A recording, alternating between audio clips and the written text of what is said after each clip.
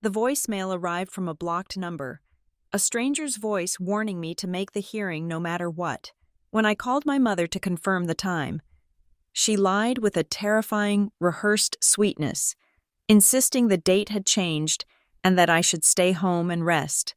But the online docket on my screen did not lie. The hearing was still set for tomorrow morning. My parents were not trying to protect me. They were orchestrating my absence. The phone on my kitchen counter vibrated against the granite, a harsh and sudden buzz that cut through the silence of my Tuesday morning. I was staring at the half-packed suitcase open on the floor, trying to decide if 2 blazers were excessive for a 48-hour trip to a town that barely had a traffic light. I picked up the phone. The screen displayed no name, only a string of digits I did not recognize. Usually, I let these go to voicemail, assuming it was a telemarketer or a scammer trying to sell me an extended car warranty. But my thumb hovered over the green button. My grandfather had been gone for 3 weeks, and since the obituary ran, my phone had become a hotline for florists, distant relatives, and legal secretaries. I answered. "Hello," I said. There was a pause, heavy with static. "Ruby Watson," a man asked. His voice was low, calm, and stripped of any pleasantries. "Yes. Who is this? Listen to me carefully," he said. "You need to be at the hearing. No matter what anyone tells you, no matter what hurdles come up, you need to be in that courtroom." I gripped the phone tighter. "What are you talking about?" "Who is this case number 492-B? He recited. "Tomorrow morning, 9 o'clock, Briar Glen County Courthouse. Do not miss it." The line clicked dead before I could ask another question. I stood there in the middle of my small apartment, the silence rushing back in. But now it felt charged. My heart was hammering a frantic rhythm against my ribs. I looked at the suitcase again. The hearing for my grandfather's estate was scheduled for tomorrow. I knew that. I had the date written in my planner in red ink. But the voice on the phone had sounded urgent, bordering on desperate. My first instinct, a habit ingrained from 3 decades of being managed, was to call my mother. Diane Watson picked up on the second ring. Her voice was light, airy, the sonic equivalent of a freshly starched linen napkin. "Ruby," she chirped, "I was just about to call you. Are you packing?" I sat down on the edge of my beige sofa, needing to ground myself. "I just got a weird call. Mom, some man telling me I have to be at the hearing tomorrow." He sounded serious. There was a pause on her end. Barely a second. But I heard it. It was the tiny hesitation of a conductor missing a beat before the orchestra corrected itself. "Oh, honey," she said, her voice dropping into a register of exaggerated sympathy. "That is exactly why I was calling. You are so wound up. I did not want to worry you until I was sure. But the lawyer just reached out to your father and me." "What do you mean, the hearing has been moved?" She said, "It is pushed back 2 weeks. The judge has a conflict. Something about a family emergency on his end." My stomach twisted. "Moved, are you sure? Positive?" she said. "Dad is already unpacking. You know how slow things move in Briar Glen." "Honestly, Ruby, I think it is a blessing. You sound exhausted. You have been running yourself ragged trying to get back on your feet after the layoff. Why do you not just take the next few days to rest, sleep in? Read a book. We can handle the administrative bore when the new date is set." Rest. That was her favorite word for me. It was code for stay out of the way. It was the same word she used when I wanted to apply for art school, when I wanted to move to the city, when I wanted to ask questions about why Grandpa stopped coming to Christmas dinner. "Just rest, Ruby. You are too emotional." "Okay," I said, keeping my voice flat. "If it is moved, it is moved." "Exactly," she said. "I will call you when we have the new date." Love you too," I said mechanically. I hung up. The apartment felt colder. I looked at my suitcase. I looked at the folder of documents my grandfather had mailed me 3 months ago, the ones I had promised him I would keep safe. "For your eyes only, Rubes," he had written on the sticky note attached to the front. My mother was a talented liar. But she had a tell. She over-explained. If the hearing was moved, she would have complained about the inconvenience, about the hotel deposit, about the wasted gas. She would not have immediately pivoted to my mental health. I opened my laptop and sat at the kitchen island. My fingers flew across the keyboard. I navigated to the Briar Glen County Clerk's website. It was an antiquated portal that looked like it hadn't been updated since the late 90s. But it worked. I typed in the case number the stranger had given me. Estate of Arthur J. Watson. My eyes scanned the rows of text. Status active. Next scheduled event, probate hearing. Date October 14th. Time, 9 o'clock in the morning. Location, courtroom B. It was tomorrow. It had not been moved. The screen blurred for a second as the blood rushed from my head. My mother had lied. Not a small lie. Not a white lie to spare my feelings. She had lied to ensure I would miss the legal proceeding that would decide the fate of my grandfather's life work. I stood up, the chair scraping loud and harsh against the floor. Panic flared, hot and bright, but I forced it down. I was 33 years old. I was a grown woman who had managed supply chains for a mid-sized logistics firm before the merger pushed me out. I knew how to handle logistics. I zipped my suitcase shut. I grabbed the folder of documents. I threw my coat on. I was going to Briar Glen. And I was not going to tell them I was coming. The drive to the airport usually took 40 minutes, but I made it in 30. The sky was a bruised purple, the sun dipping below the horizon as the city lights began to flicker on. I parked in the long-term lot, the cheapest option, and hauled my bag toward the shuttle. My hands were shaking, just a little. As I gripped the handle, I needed to act normal. If I went silent, they would get suspicious. My parents operated on a frequency of constant, low-level surveillance. I pulled out my phone and typed a text to my father. Grant, heading to bed early, exhausting week, talk soon. I deleted it, too defensive. I typed another, thanks for the update on the date change. Unpacking now. I deleted that too. If I acknowledged the lie, I validated it. Finally, I settled on a half-truth. Time to send just as I was walking through the automatic doors of the terminal. Boarding soon. See you there. No, that was a declaration of war. I needed to be smarter. I needed them to think I was compliant until I walked through those courtroom doors. I took a breath and typed K. Safe travels to you guys if you are still going up to close the house. I hit send. The response came through almost instantly. Good. Safe travels. I stopped in the middle of the atrium. Travelers rushing past me like a river around a stone. Good. Safe travels. My father was a man of verbose text messages. He signed his texts, "Love Dad," every single time. He asked about the weather. He asked about my car. He never replied with 3 words. He was answering too fast, as if he had the phone in his hand, waiting for confirmation that I was staying put. But my text was ambiguous. Did he think safe travels meant I was traveling? Or did he think I was wishing him safe travels? The ambiguity made my skin crawl. I checked in at the kiosk. The machine spit out my boarding pass. Zone 3, seat 14B. I stared at the thermal paper. It felt like a golden ticket. As long as I had this, I was moving forward. I joined the security line. It was evening, so the rush of business travelers had thinned out.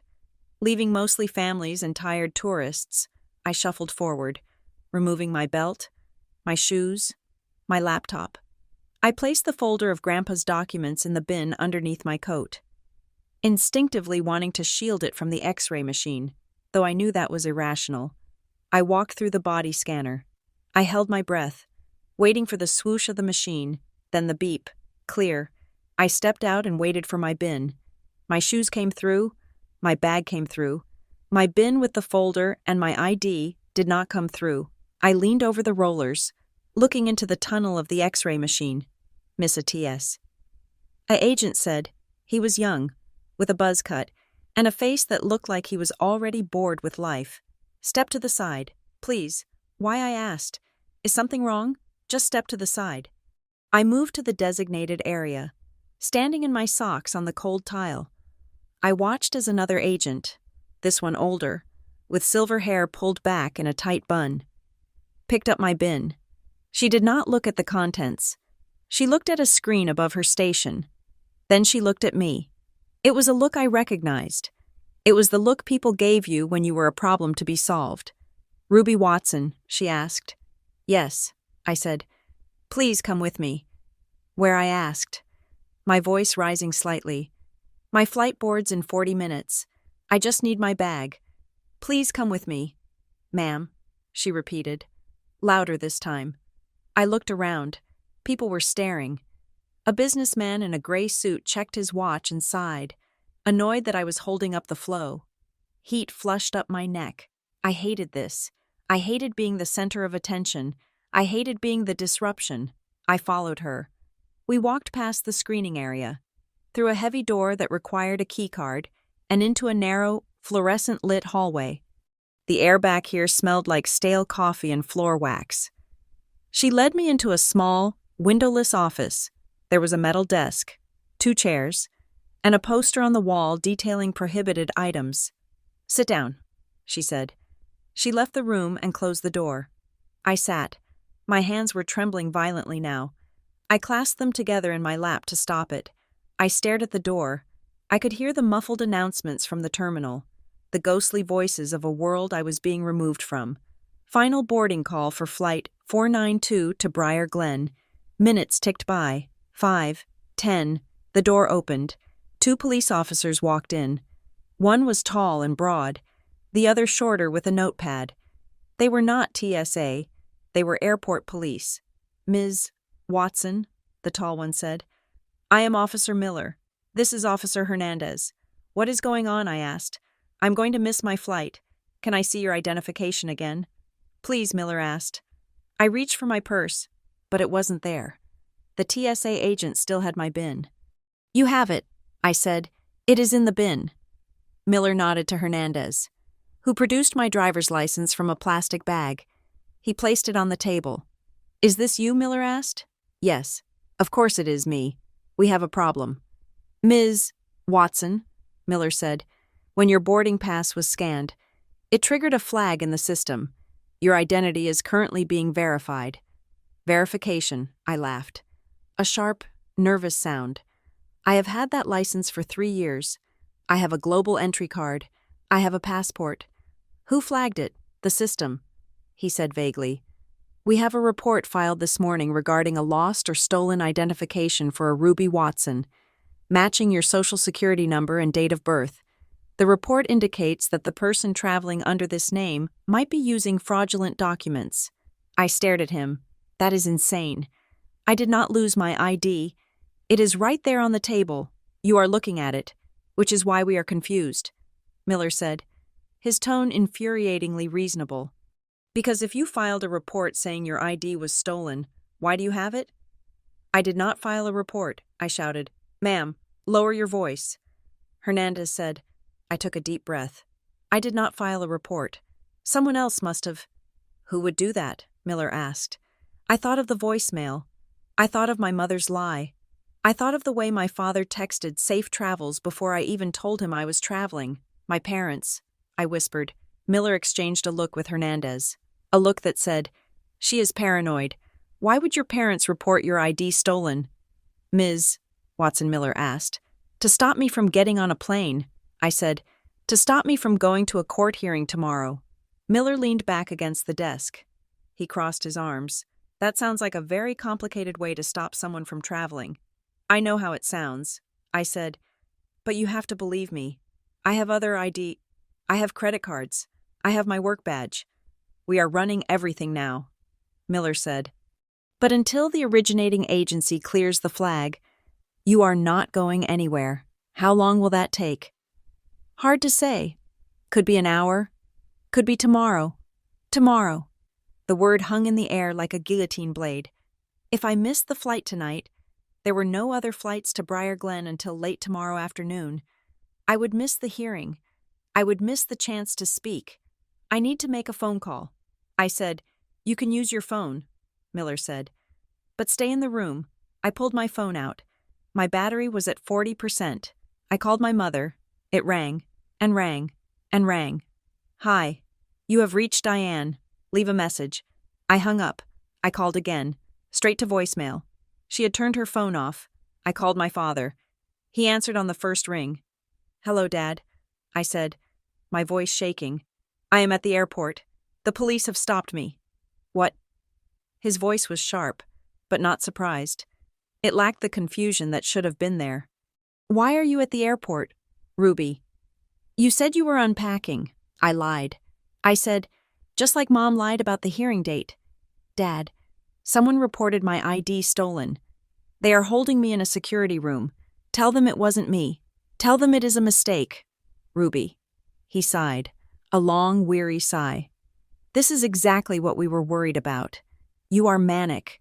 You are rushing around, making up stories. No one reported your ID stolen. You probably misplaced it and got confused. I am looking at it, I screamed. It is on the table. Dad, did you do this? Did you call someone? Lower your voice. He hissed. Do not make a scene, Ruby. You always make a scene. Just go home. Go back to your apartment. We will handle the hearing. We are doing this for your own good. You are not well enough to be involved in this legal mess. The gaslighting was so potent, so practiced. It almost worked. For a split second, I wondered if I was crazy. Maybe I had lost my ID. Maybe I was confused. But then I looked at the folder on the table, the one with Grandpa's handwriting. For your eyes only. Grandpa didn't think I was crazy. I said, your grandfather was sick. Ruby, he didn't know what he was doing at the end. Just go home. Stop embarrassing us. He hung up. I stared at the phone. The screen went dark. I looked up at Officer Miller. My father just told me to go home. I said quietly, he didn't ask if I was okay. He didn't ask if I was arrested. He just told me to go home. Miller looked uncomfortable. He shifted his weight. Look, Ms. Watson, we are waiting on a call back from the station that took the report. Which station? I asked. Where was the report filed? I can't give you those details yet. Please. I said, if it was filed in Briar Glen, you know it is a setup. I live here. I haven't been to Briar Glen in 6 months. How could I lose my ID there? Miller hesitated. He looked at the paperwork on his clipboard. Then he looked at me. Really looked at me. For the first time. He saw the desperation, but he also saw the logic. It wasn't filed in Briar Glen. He said softly, where then? It was filed online, he said.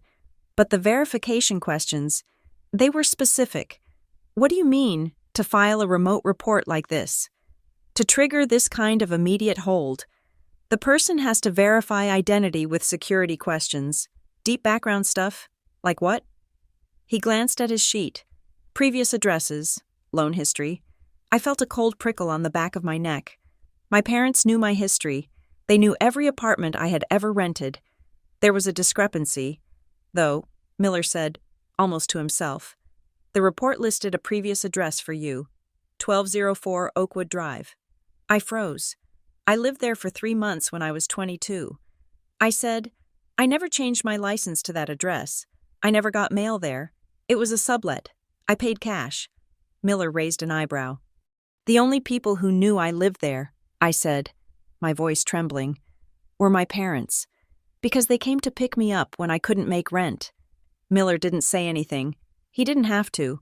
The detail was too specific. It wasn't data scraped from a credit report. It was a memory. So, I said, feeling the weight of the realization settle in my chest like lead. The person who reported my ID stolen used an address that doesn't exist in any database. They used a piece of my life that only my family knows. Miller tapped his pen against the clipboard. I am going to call the supervisor again. I am going to push them to override this. But I have to be honest with you. Ms. Watson, the system is slow. It is designed to be slow. I looked at the clock on the wall. It was 7:40. My flight was boarding. The gate was closing in 10 minutes. I am not going to make it. Am I? I asked. Miller looked at the clock. Probably not. I slumped back in the chair. The fight didn't leave me, but it changed shape. It turned from a frantic scramble into a cold, hard knot in my gut. They had won this round. They had used the machinery of the state, the bureaucracy of safety, to trap me in a windowless room while they flew first class to dismantle my grandfather's legacy. My phone buzzed again. Not a call, a notification. I looked down. It was a shared calendar alert. Years ago. My sister Brooke and I had synced our calendars when we were planning a surprise anniversary party for our parents. We never disconnected them. We rarely used them. But every now and then, if she added something to her family category, it popped up on my phone. Hotel reservation confirmed the Lakeside Inn. Briar Glen. Guest Brooke Watson. Check-in tonight. Notes 2 suites. Late arrival. I stared at the screen. Brooke was there. She was already there. She hadn't called me. She hadn't warned me. She was part of it. My perfect, charming sister, the one who always played the peacemaker, the one who cried when I skinned my knee, had booked a hotel room for the hearing she knew I was being tricked into missing. 2 suites, one for her, one for our parents, none for me. I looked up at Officer Miller. "It is resolved," he said, putting his phone down. "What? The alert. We got a supervisor to override it. You are clear to go." I jumped up. I grabbed my bag. "Run," he said. "You might catch the tail end." I didn't say thank you. I burst out of the room, my socks sliding on the polished floor. I didn't stop to put my shoes on. I scooped them up and ran. I ran past the startled travelers, past the duty-free shops, past the newsstands. My breath tore at my throat. I reached gate C-14 just as the agent was closing the door. "Wait," I gasped. She looked at me. She looked at the door. "I am sorry," she said. "The jet bridge is pulled back. The flight is closed." "No," I pleaded. "Please, I am right here." "I can't open it," she said. "It is an FAA regulation. Once the door is closed, it is closed." I stood there, panting, my socks damp with sweat, holding my shoes in one hand and my grandfather's folder in the other. I watched through the window as the plane pushed back from the gate. I watched the red lights on the wing blink. A rhythmic, indifferent pulse. They had done it. They had successfully stranded me 500 miles away from the courtroom. But as I stood there, watching the plane taxi away, I didn't feel the despair they wanted me to feel. I felt something else, something colder. I looked at the folder in my hand. Only if they try to stop you. They had tried. They had tried everything. I walked over to the window, pressed my hand against the cold glass, and whispered to the reflection of my own tired, angry face. "I am still coming." I turned away from the gate. I didn't go to the ticket counter to rebook. I knew there were no flights. I walked straight to the rental car desk. It was an 8-hour drive to Briar Glen. If I drove through the night, if I didn't stop for food, if I didn't stop to sleep, I would arrive by 8 in the morning. I would look like hell. I would be exhausted, but I would be there. And this time, I wasn't bringing just my presence. I was bringing the evidence of exactly what it took to keep me away. I slapped my credit card on the rental counter. "I need a car." I told the clerk, "One with a full tank of gas. I have a long drive ahead of me." The silence at the gate was absolute. The jet bridge door was shut. A sterile white barrier that separated me from the only place I needed to be. Through the window, the plane was already a distant shape on the tarmac, its engines whining as it prepared to carry my sister and my parents' narrative to Briar Glen without me. I turned back to Officer Miller. He was putting his radio away, his posture relaxing now that my crisis was over. "You are free to go." "Ms. Watson," he said, "the alert has been cleared from the system. Free to go." The phrase tasted like ash. "Who did it?" I asked. My voice was hoarse, scraped raw by the panic of the last hour. "You said it was a tip. Who filed the report?" "I cannot release that information." He said, "It is a privacy issue." "Privacy." I laughed, a sharp, jagged sound that made a passing family steer their stroller wide around me. "You just detained me for an hour based on a lie. You made me miss my flight to my grandfather's hearing, and you are protecting the privacy of the person who did it. It is resolved," he repeated, his tone shifting from professional to dismissive. "That is all I can tell you." He turned and walked away, his partner trailing behind him. They did not look back. To them, I was just a glitch in the security matrix, a false positive that had been corrected. They would go get coffee. They would complain about the paperwork. They had no idea. They had just acted as unwitting accomplices in a family demolition job. I stood alone in the terminal. The adrenaline that had fueled my sprint was draining away, leaving a cold, trembling exhaustion in its wake. I looked at the departure board. The next direct flight to Briar Glen was at 4 o'clock the next afternoon. The hearing was at 9 in the morning. I grabbed my bag and ran to the customer service desk. There was a line. Of course, there is always a line when your life is falling apart. I waited 10 minutes, my foot tapping a frantic rhythm against the carpet. When I finally reached the agent, a woman with tired eyes and a scarf tied too tight. I did not ask for a refund. I did not explain the police. I just handed her my credit card. I need to get to Briar Glen. I said, or anywhere close to it. Tonight. She typed. She frowned. She typed again. Everything into Briar Glen is done for the night, she said. Small airport. Curfew. What about nearby, I asked. Anywhere within driving distance. She narrowed the search. I can get you to Capital City. It lands at 1 in the morning. That is about a 3-hour drive from Briar Glen. I will take it, I said. It is expensive, she warned. Last minute. One way. I do not care. The total came to $640. I swallowed hard as I tapped my card. I did not have $640 to burn. I was still paying off the debt from my layoff, still budgeting for groceries. But this was not money. This was ammunition. I took the ticket. I walked to the new gate. I sat down and opened my laptop, but I could not work. I could only stare at the screen, at the digital clock ticking away the seconds. Every minute I sat here was a minute my parents were fortifying their position. They were probably at dinner now, with Brooke. They would be toasting to my absence. Poor Ruby. They would say, she just could not handle the pressure. The flight was a blur of darkness and turbulence. I rented a car at Capital City Airport at 2 in the morning. The rental agent was asleep at the counter. I had to ring the bell twice to wake him. I took the cheapest compact car they had, a silver sedan that smelled faintly of stale cigarettes and pine air freshener. I drove. The highway was empty, a ribbon of asphalt stretching into the black void of the countryside. My headlights cut through the fog that clung to the low fields. I had not slept in 20 hours. My eyes burned.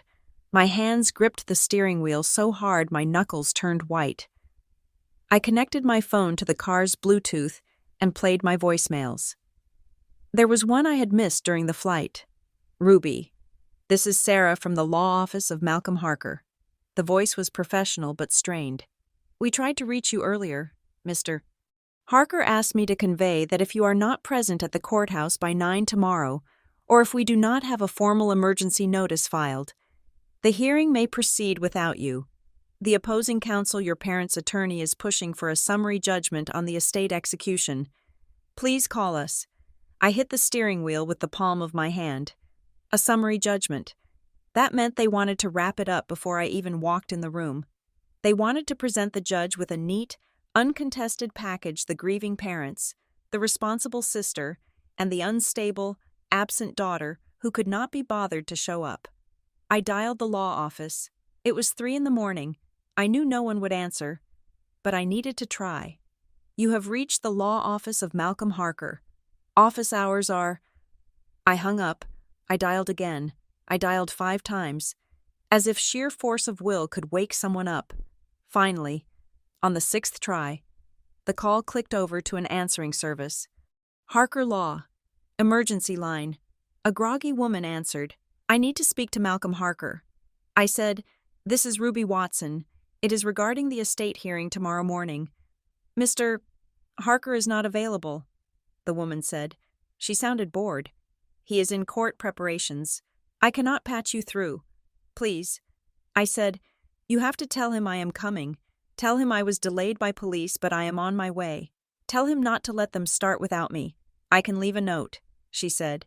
But he cannot advise over the phone. He does not need to advise me, I shouted, the car swerving slightly as my focus snapped. He just needs to know I exist, ma'am. Please calm down, she said. I will leave the message. She hung up. I threw the phone onto the passenger seat. Calm down. Everyone kept telling me to calm down. My mother, the police, the answering service. It was the universal command given to women who were reacting appropriately to a disaster. I drove faster. The speedometer crept up, 80, 90. I watched the mile markers flash by, counting down the distance to the life I was supposed to have. I arrived in Briar Glen just before dawn. The sky was turning a bruised gray, the mist rising off the lake that gave the town its name. It was a picturesque place, the kind of town that appeared on postcards and in Hallmark movies. Main Street was lined with brick storefronts and gas lamps, but to me, it felt like a stage set. I drove straight to my grandfather's house. It sat on a hill overlooking the water, a sprawling Victorian with a wraparound porch that I used to run laps on as a child. I pulled into the driveway, the gravel crunching loudly under my tires. I got out. The house was dark. I walked up the steps, my legs stiff from the drive. I reached for the spare key hidden under the ceramic frog by the door, a secret spot Grandpa and I had used for 20 years. The frog was gone. I stood up and looked at the door. The brass handle, tarnished and familiar, was gone. In its place was a shiny digital keypad lock. I tried the knob, locked. I stepped back and looked at the window. A sign was staked into the flower bed. Right in the middle of my grandmother's hydrangeas, protected by Northlake Property Services, private property, no trespassing. I had never heard of Northlake Property Services. Grandpa had used a local guy, old Mr. Henderson, for security. I stared at the sign. It looked fresh.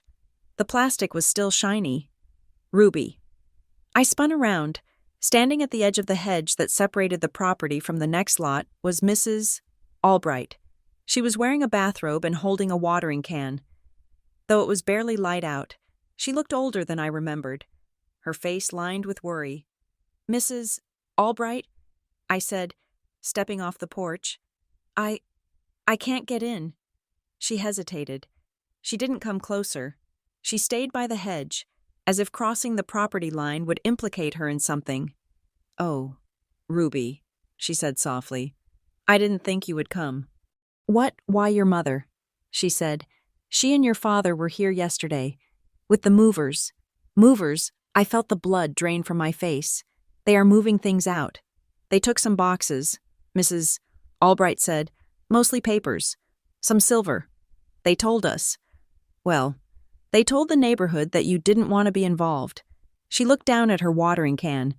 "They said you were having a hard time, Ruby, that the memories were too painful for you and you asked them to handle everything. They said you were fragile. I looked at the house. My grandfather had built the bookshelves in the library. He had taught me to play chess at the kitchen table. He wasn't a source of pain.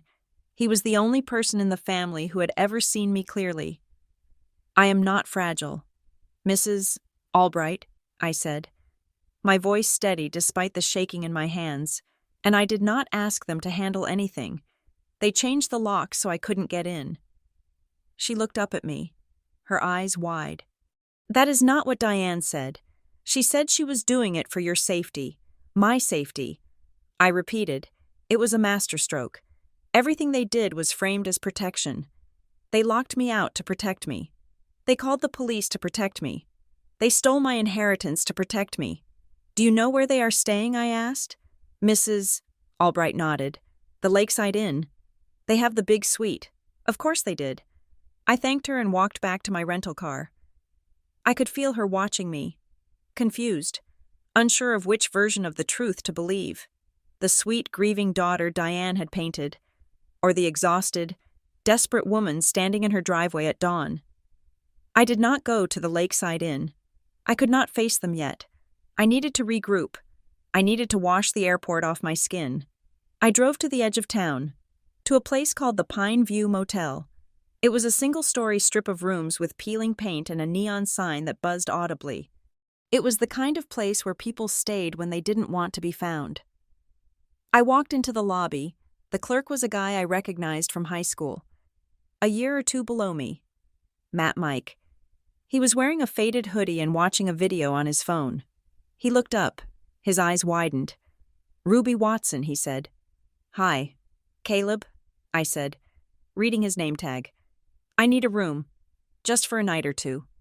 He looked at his computer, then back at me. He looked nervous. I don't know if we have anything," he stammered. "The parking lot is empty." "Caleb," he rubbed the back of his neck. "Look, Ruby, I heard stuff. People are talking about what your dad was in town. He stopped by the diner where my mom works. He was telling people that you are kinda off the rails right now. He said you might show up and cause a scene. He said you were unmedicated." The shame hit me like a physical blow. Unmedicated. It was a specific word, a clinical word, chosen to make any anger I showed look like a symptom. If I yelled, I was manic. If I cried, I was unstable. If I fought back, I was dangerous. I am not unmedicated. "Caleb," I said quietly, "because I do not have a condition. I am just tired, and I need a place to sleep before I go to court." He looked at me. He saw the dark circles under my eyes, the wrinkled clothes, the desperation, but he also saw that I was standing still, speaking softly. I wasn't screaming. I wasn't breaking things. "Room 4, he said, sliding a key across the counter. "Pay cash if you want. I won't put your name in the system until later." "Thank you," I whispered. I took the key. I went to the room. It smelled of bleach and old carpet. I sat on the edge of the bed and put my head in my hands. I wanted to scream. I wanted to drive to the Lakeside Inn and smash my car into my parents' rental. I wanted to burn the whole town down. But that was what they wanted. They wanted the explosion. They had built the blast zone and invited everyone to watch. I took a deep breath. I reached for my bag and pulled out the folder, the one item I had guarded through the TSA checkpoint, through the police detention, through the long drive, for Ruby only. "If they try to stop you." I ran my thumb over my grandfather's handwriting. It was shaky. He had written this near the end, when the Parkinson's was making the pen fight him. I tore open the seal. Inside, there were 3 things. First, a single silver key. It was small, like a safety deposit box key, with the number 204 stamped on it. Second, a handwritten note on yellow legal pad paper. "Ruby, if you are reading this, they have done it. I hoped I was wrong. I hoped they would let me go with dignity and let you take the reins without a fight. But I know my son, and I know Diane. There is a pattern. Ruby, they have done this before, not to you, but to others. They rewrite history to suit their needs. They will try to rewrite you. They will say you are sick. They will say you are absent. They will use your absence as proof of your incompetence. Do not let them. You are the sanest person in this family. Go to the First National Bank on Main, Box 204. Use the key, and find Mara Klein. She was the bookkeeper for the foundation before Diane chased her off. She knows where the bodies are buried. Do not trust the timeline they give you. Trust the paper. Love, Grandpa. Third, a business card for Mara Klein, with a handwritten cell phone number on the back. I held the note. My hands were shaking, but not from fear anymore, from clarity. They will use your absence as proof. That was the strategy. It wasn't just about money. It was about character assassination. If I wasn't there to defend myself, I became whatever they said I was. I looked at the clock. 6:30 in the morning. I had 2.5 hours before court. I picked up my phone. I dialed a number I hadn't called in a year. "Sam?" I asked when he answered. "Ruby," he mumbled. "It's early. I know. I am sorry. I need your brain. You still work in compliance at the bank, right?" "Yeah." "Why, I need to understand how a lost ID report works. Specifically, how someone could use it to flag a traveler at an airport." Sam woke up instantly. The tone of his voice changed from sleepy to sharp. "That is federal stuff." "Ruby." "Why?"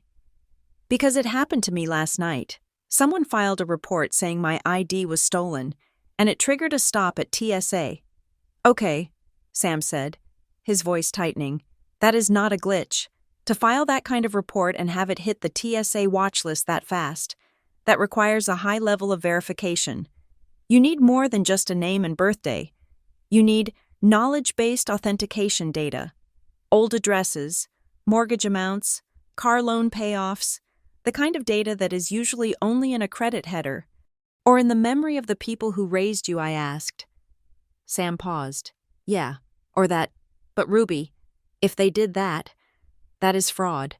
That is filing a false police report and misusing a federal database. That is a felony. I know. I said, I need to know how to prove it. You can't prove who clicked the button without a subpoena. Sam said, but you can prove the timeline. You can prove the intent. If the report was filed right before your flight, that is malicious. It leaves a digital footprint. They said it was an information tip. I said, a tip. Sam let out a low whistle. That is worse. That means they called it in or used a whistleblower form. That means there is a recording or a written submission. Ruby, you need to document everything, every interaction, every timestamp. Do not just show up to court and say, they lied. Show the judge the mechanics of the trap. I looked at the receipts crumpled in my purse, the flight receipt, the rental car agreement, the parking ticket from the airport. I will, I said. I hung up. I went to the bathroom and splashed cold water on my face. I looked in the mirror. My eyes were red. My hair was a mess. I looked exactly like the unstable woman my parents had described to the town. I stripped off my clothes. I took a shower, turning the water as cold as I could stand it. It shocked my system, waking up my nerves, sharpening my focus. I dressed in the spare blazer I had packed. I brushed my hair until it lay flat and smooth. I put on makeup, hiding the circles under my eyes. I sat down at the small desk in the motel room. I opened my laptop. I created a new document. Timeline of events. October 13th to 14th, 4:00 p.m. Voicemail received from unknown caller regarding hearing. 4:15 p.m. Diane Watson claims hearing is rescheduled. 4:20 p.m. Court docket confirms hearing is active. 6 p.m. Arrive at airport. 6:45 p.m. Detained by airport police. Incident report number requested. I typed it all out. Every lie, every delay, every dollar spent. I was not going into that courtroom to scream. I was not going in to cry. I was going in to present a forensic accounting of my own sabotage. I looked at the key to box 204. Trust the paper, Grandpa had said. I put the key in my bra, tucked against my skin. I packed my bag. I checked out of the motel. Caleb looked at me as I handed him the key. I looked different than I had an hour ago. The desperation was gone, replaced by a cold, hard resolve. You look better, he said. I am better. Caleb, I said. I walked out to the rental car. The sun was fully up now, burning off the mist. I drove toward the courthouse. I was going to be late. The hearing started at 9, and I had to stop at the bank first. But I would be there, and I would not be the daughter they expected. The heavy oak doors of courtroom B were closed, but the wood was old and the jambs had settled, leaving a sliver of space that let the sound bleed through. I stood in the hallway, my chest heaving slightly from the sprint up the courthouse steps. The digital clock on the wall read 8:55 in the morning. I was 5 minutes early, but the voice coming from inside the courtroom told me I was already too late. Your Honor, my mother's voice drifted through the gap, smooth and sorrowful, like a polished stone. It is a difficult situation for the family. Ruby has been estranged for some time now. We tried to include her.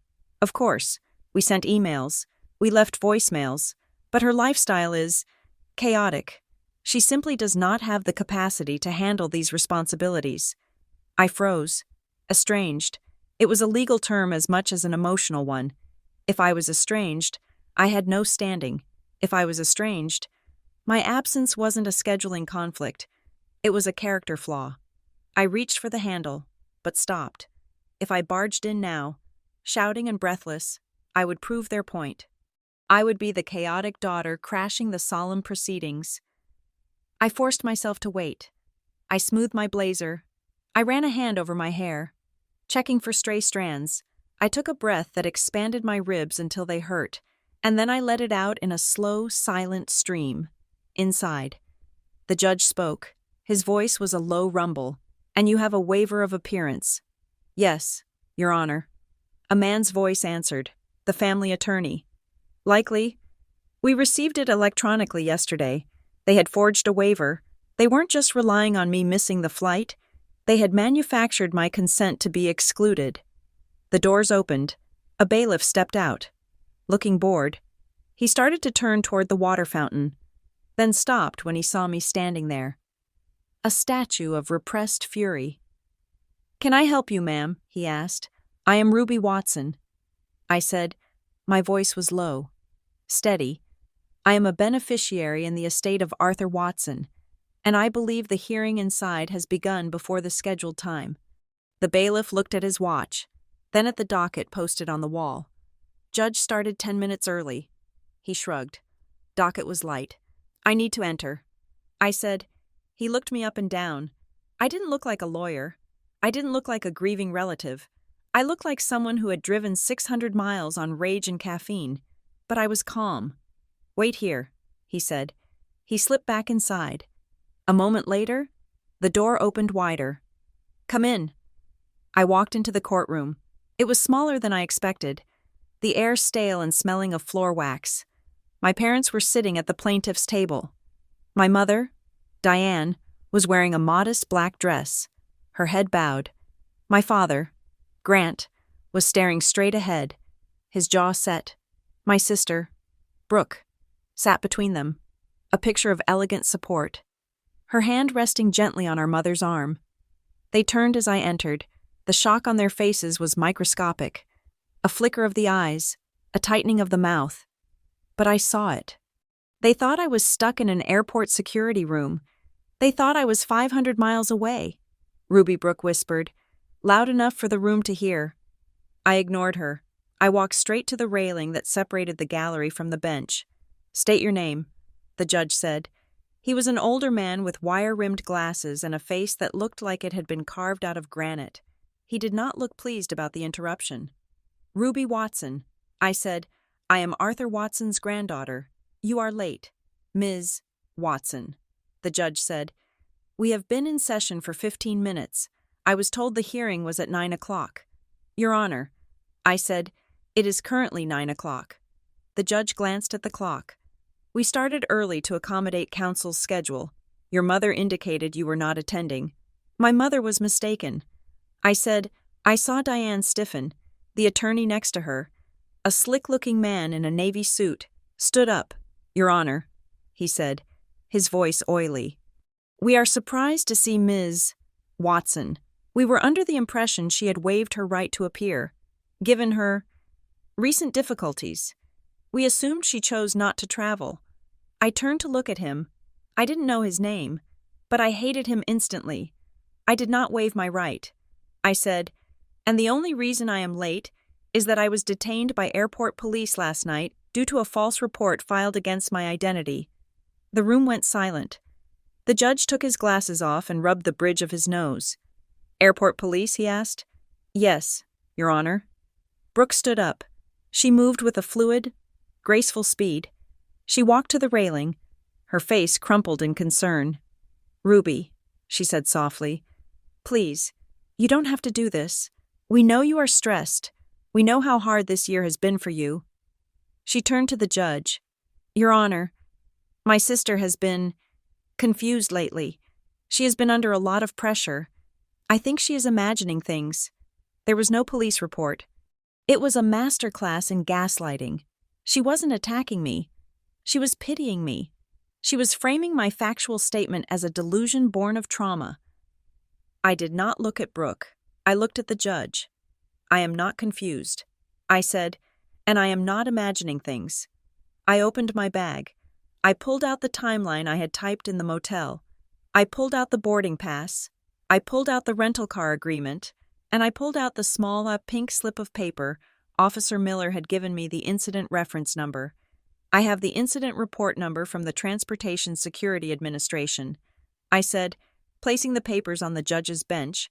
I have the time-stamped boarding pass showing I was at the gate. I have the receipt for a one-way car rental from Capital City at 2 in the morning because I was prevented from flying. The judge looked at the papers. He picked up the pink slip. Brooke stopped talking. She looked at the papers, then at me. Her eyes were cold, but her mouth was still shaped into a sad frown. "This is a police case number," the judge asked. "Yes, Your Honor. You can verify it. I was detained for 60 minutes because someone reported my identification stolen. A report that contained private verification data only my immediate family would know." "Objection," the family attorney barked.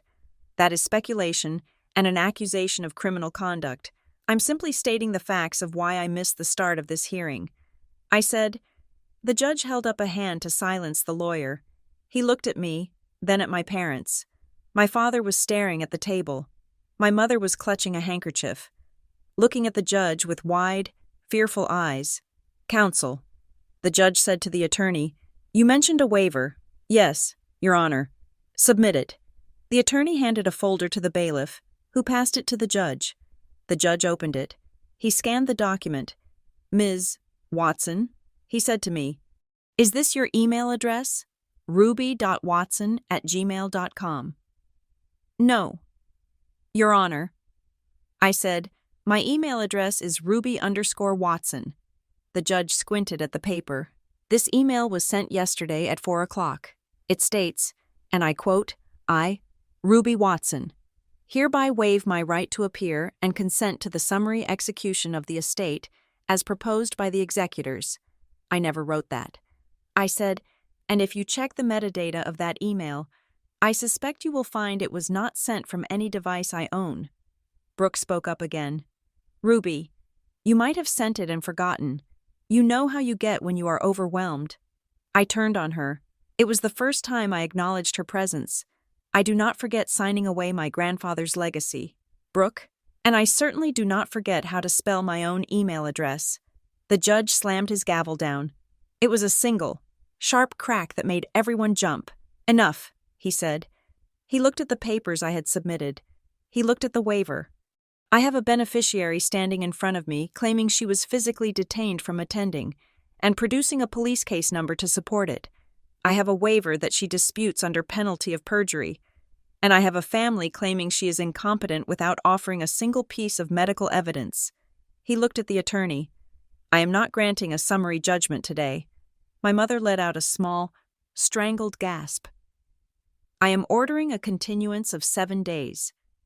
The judge said, "I want this waiver verified by the court's IT department. If I find that this document is a forgery, I will be referring the matter to the district attorney's office. Do I make myself clear?" "Yes, Your Honor," the attorney said, his face pale. "Ms. Watson," the judge said to me, "you have 7 days. Get a lawyer, and get your evidence in order. If you are right, this is fraud. If you are wasting my time, I will hold you in contempt." "I understand, Your Honor. Court is recessed." The gavel hit again. I turned and walked out. I didn't look at my parents. I felt their eyes on my back, burning like lasers, but I kept my head high. I walked through the double doors and into the hallway. My legs finally gave out. I leaned against the cool plaster wall, my knees shaking. I had done it. I had bought time. "Ms. Watson." I looked up. A tall man with gray hair and a weary face was standing there. He held a briefcase that looked as battered as I felt. "Malcolm Harker," he said, "your grandfather's attorney." "Mr. Harker," I said, straightening up. "I tried to call you." "I know," he said. "I got the message. But I couldn't speak to you. Not until you established yourself as an adverse party.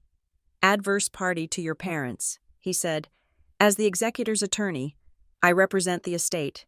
Until 5 minutes ago, the estate was effectively your parents. Now that you have contested the waiver, there is a conflict, so you can't help me." He looked around the hallway. It was empty, save for a few people at the far end. He stepped closer, lowering his voice. "I cannot represent you, Ruby. It would be an ethical violation. But I can tell you what you are fighting for. I know what I'm fighting for." I said, "The house?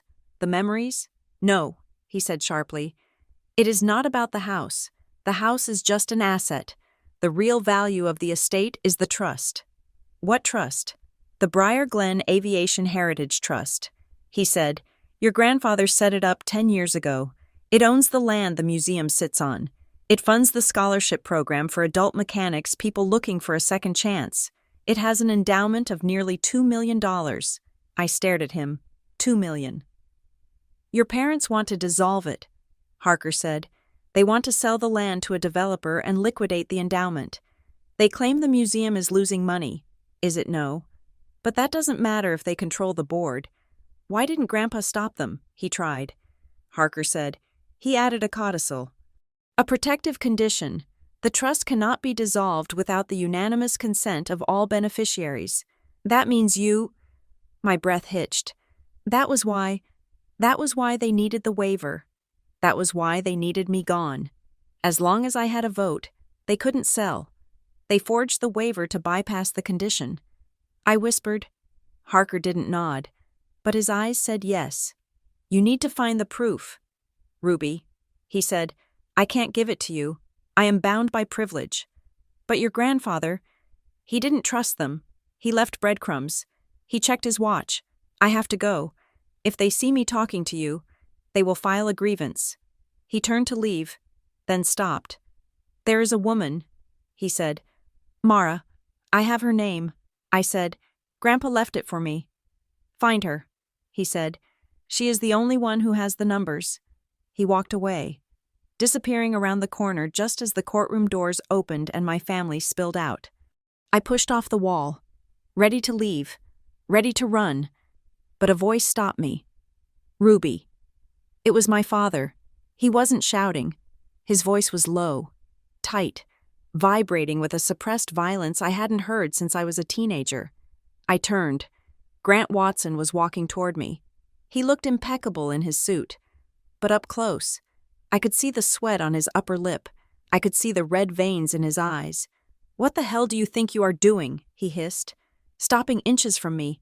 I am protecting myself. Dad, I said.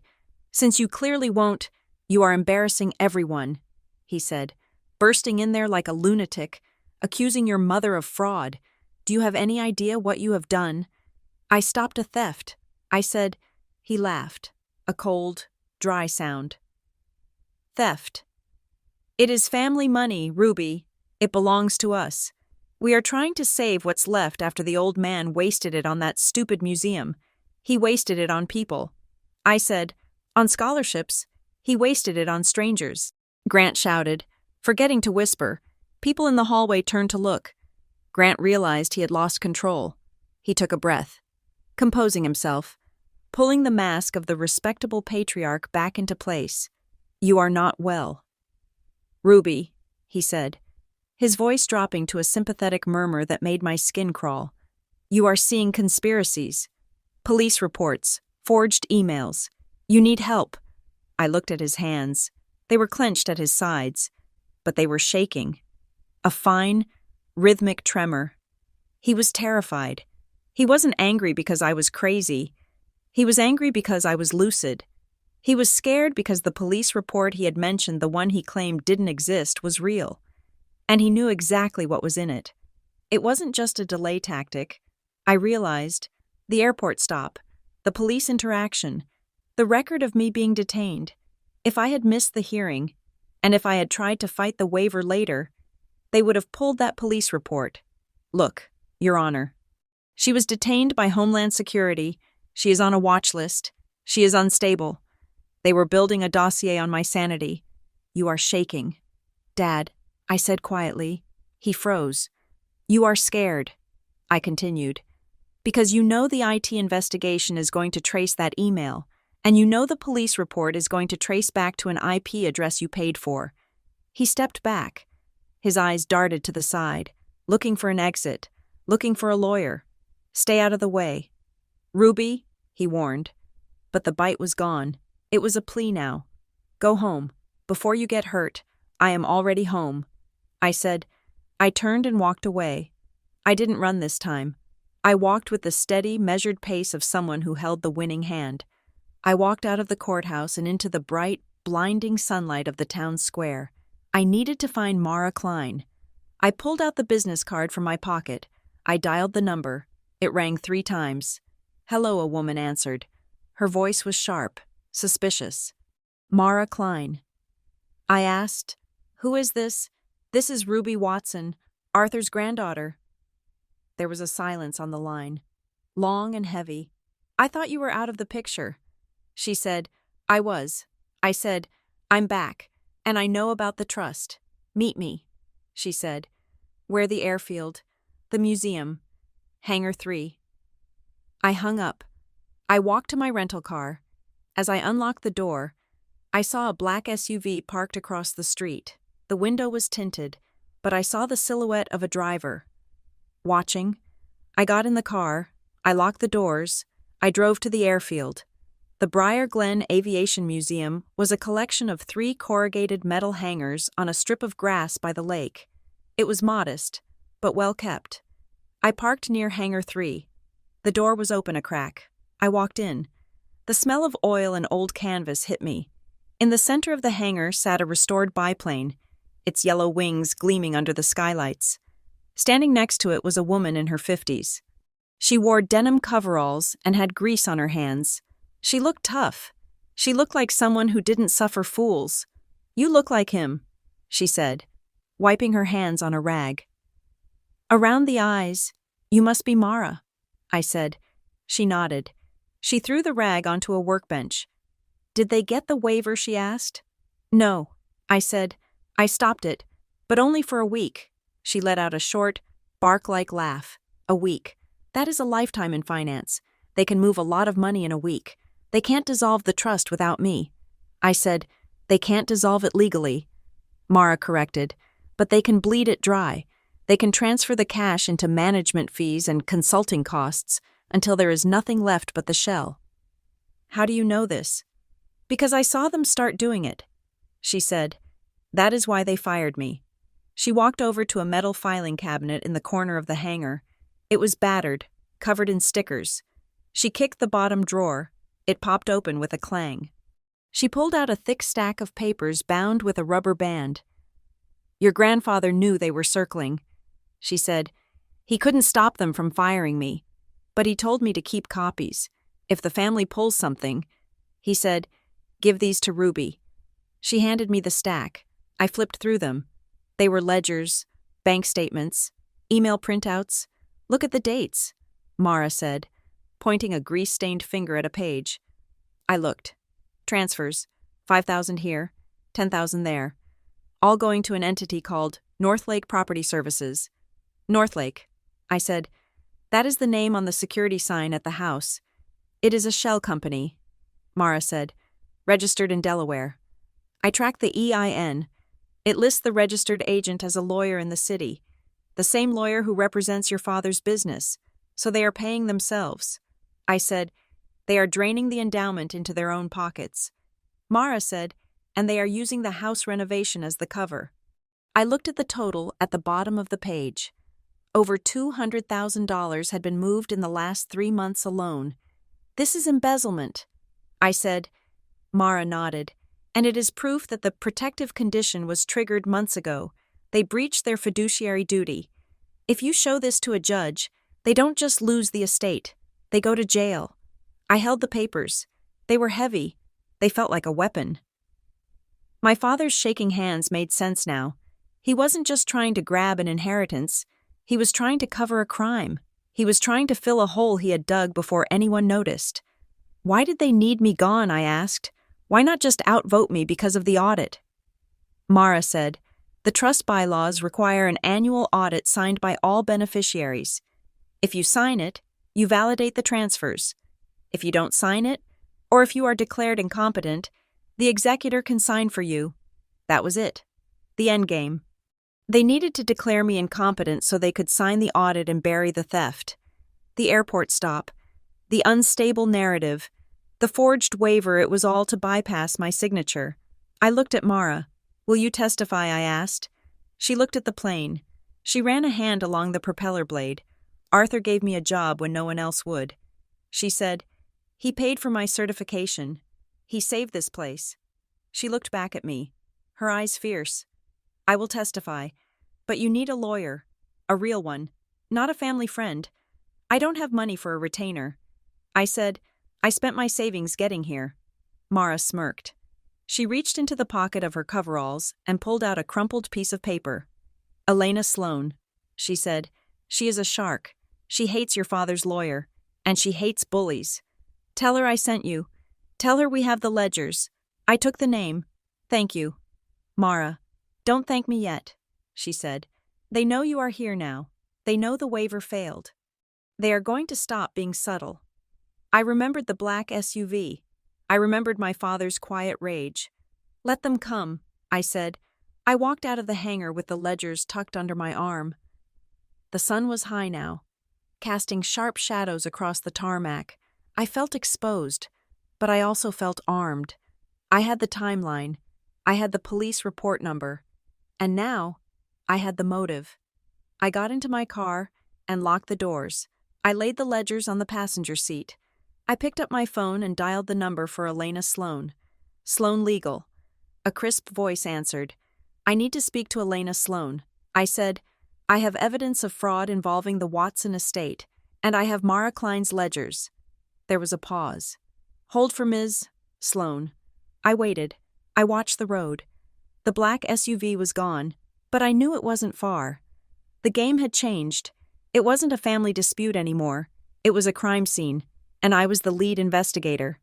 The office of Elena Sloan was not located in a glass tower downtown, but in a converted brick warehouse on the edge of the industrial district, sharing a parking lot with a welding supply shop.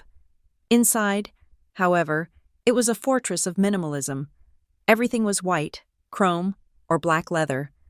There were no pictures of family, no inspirational quotes, just stacks of files aligned with geometric precision on a glass desk.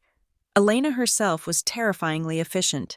She was a small woman with hair cut into a sharp bob that swung like a blade when she turned her head.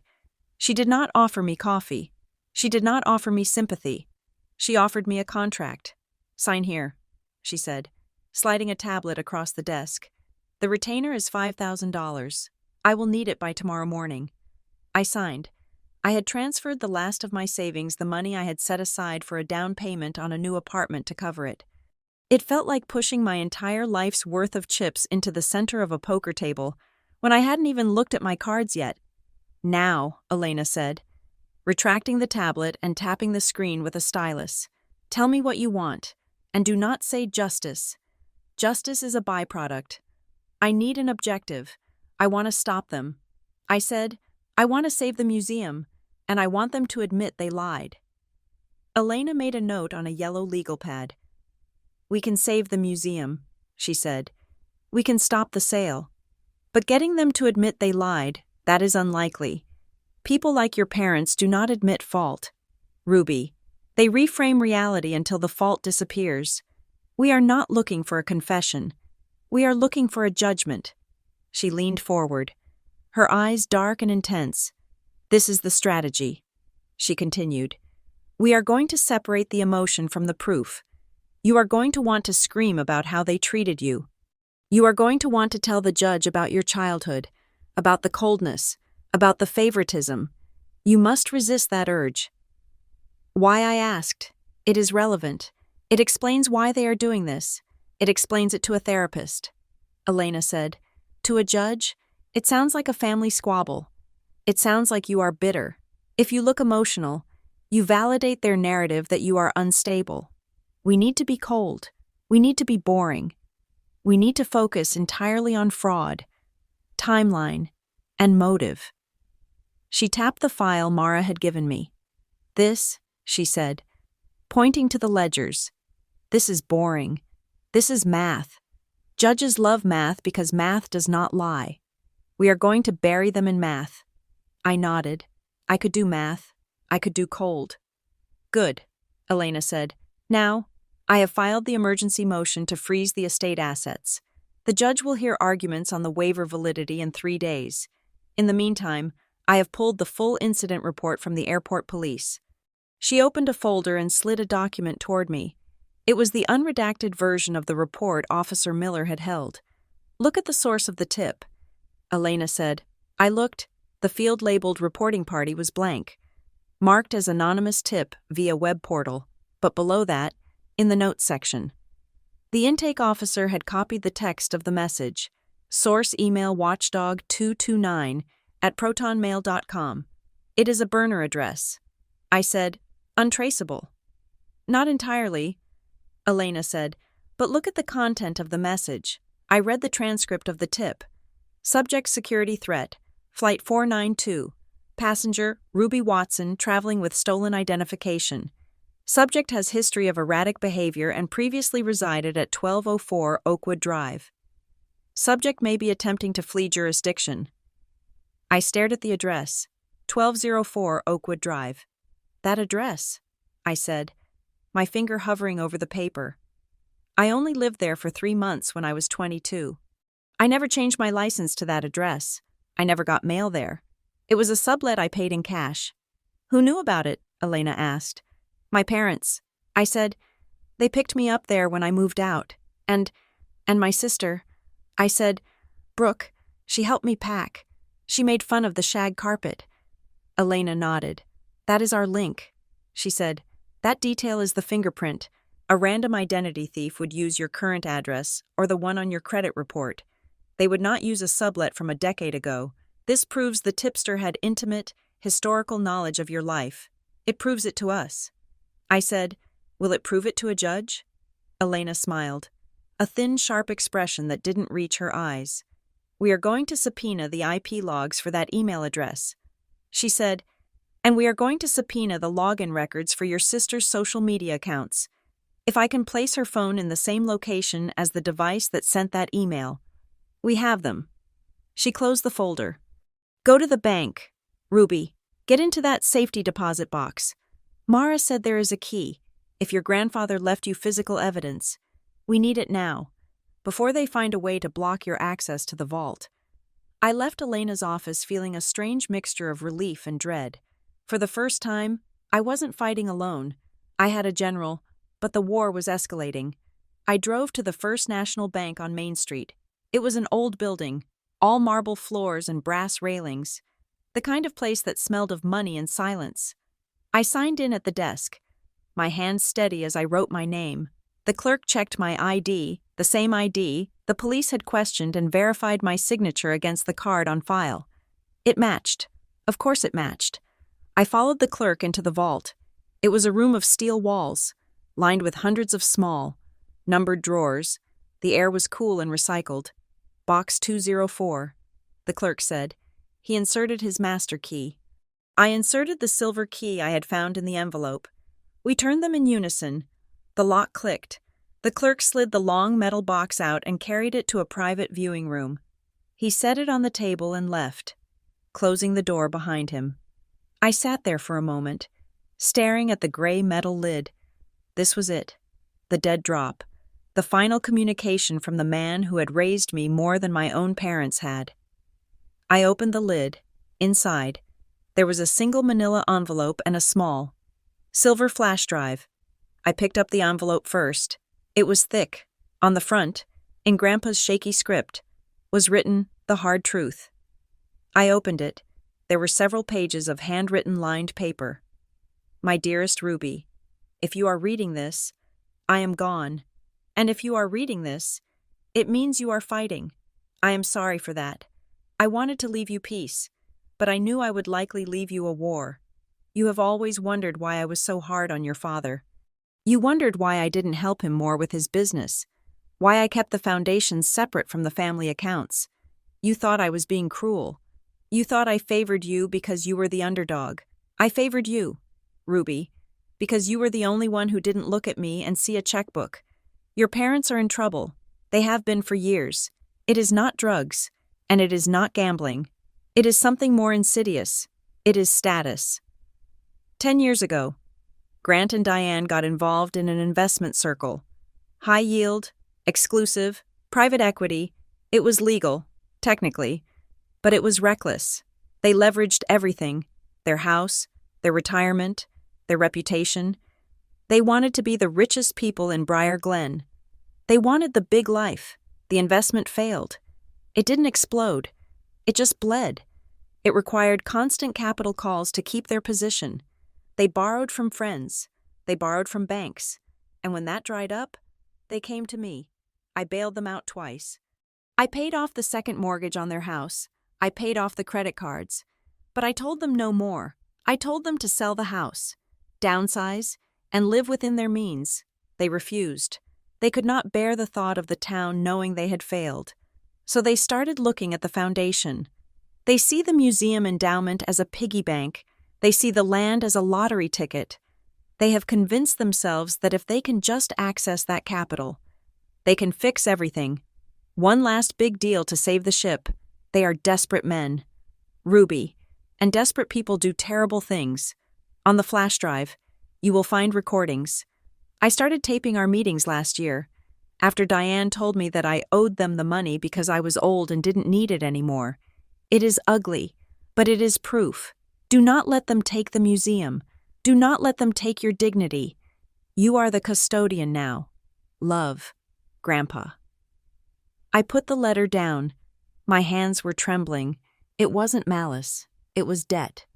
My parents weren't evil cartoon villains. They were drowning. They were drowning in a sea of their own making, terrified that the water would recede and reveal their nakedness to the world. They had spent a decade maintaining a facade of wealth while rotting from the inside out, and I was the obstacle. I was the dam holding back the money they needed to breathe.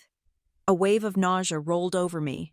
If I exposed this, if I made this letter public, I wouldn't just win the case, I would destroy them. The social shame would be absolute. The bankruptcy would be public. They would lose their friends, their club memberships, their standing in the community, everything they valued more than they valued me. I sat there in the quiet room, the weight of the choice pressing down on my shoulders. I could walk away. I could let them have the money. They would pay their debts. They would keep their house. They would pretend to love me again. But then the museum would be gone. The scholarships would be gone. The biplane in Hangar 3 would be sold for scrap. And the lie about me that I was crazy, that I was unstable, would stand forever. I picked up the flash drive. I put the box back. I left the bank. I sat in my rental car and plugged the drive into my laptop. I put my headphones on. I clicked on a file dated 6 months ago. Audio file meeting _July_12. There was a hiss of static. Then my grandfather's voice. I am not doing it. Diane, the trust is for the community. Then my mother's voice. It was unrecognizable. It wasn't the sweet, airy voice she used on the phone. It was a guttural, desperate growl. You are selfish, old man. You are sitting on $2 million while we are drowning. Do you want us to lose the house? Do you want Grant to go to jail for writing bad checks? He won't go to jail if he declares bankruptcy. Grandpa said calmly, It is a legal process. Diane, it is honest. I would rather die than declare bankruptcy, she screamed. I will not be the laughingstock of this town. You owe us this. We took care of you. You visit me once a month, Grandpa said.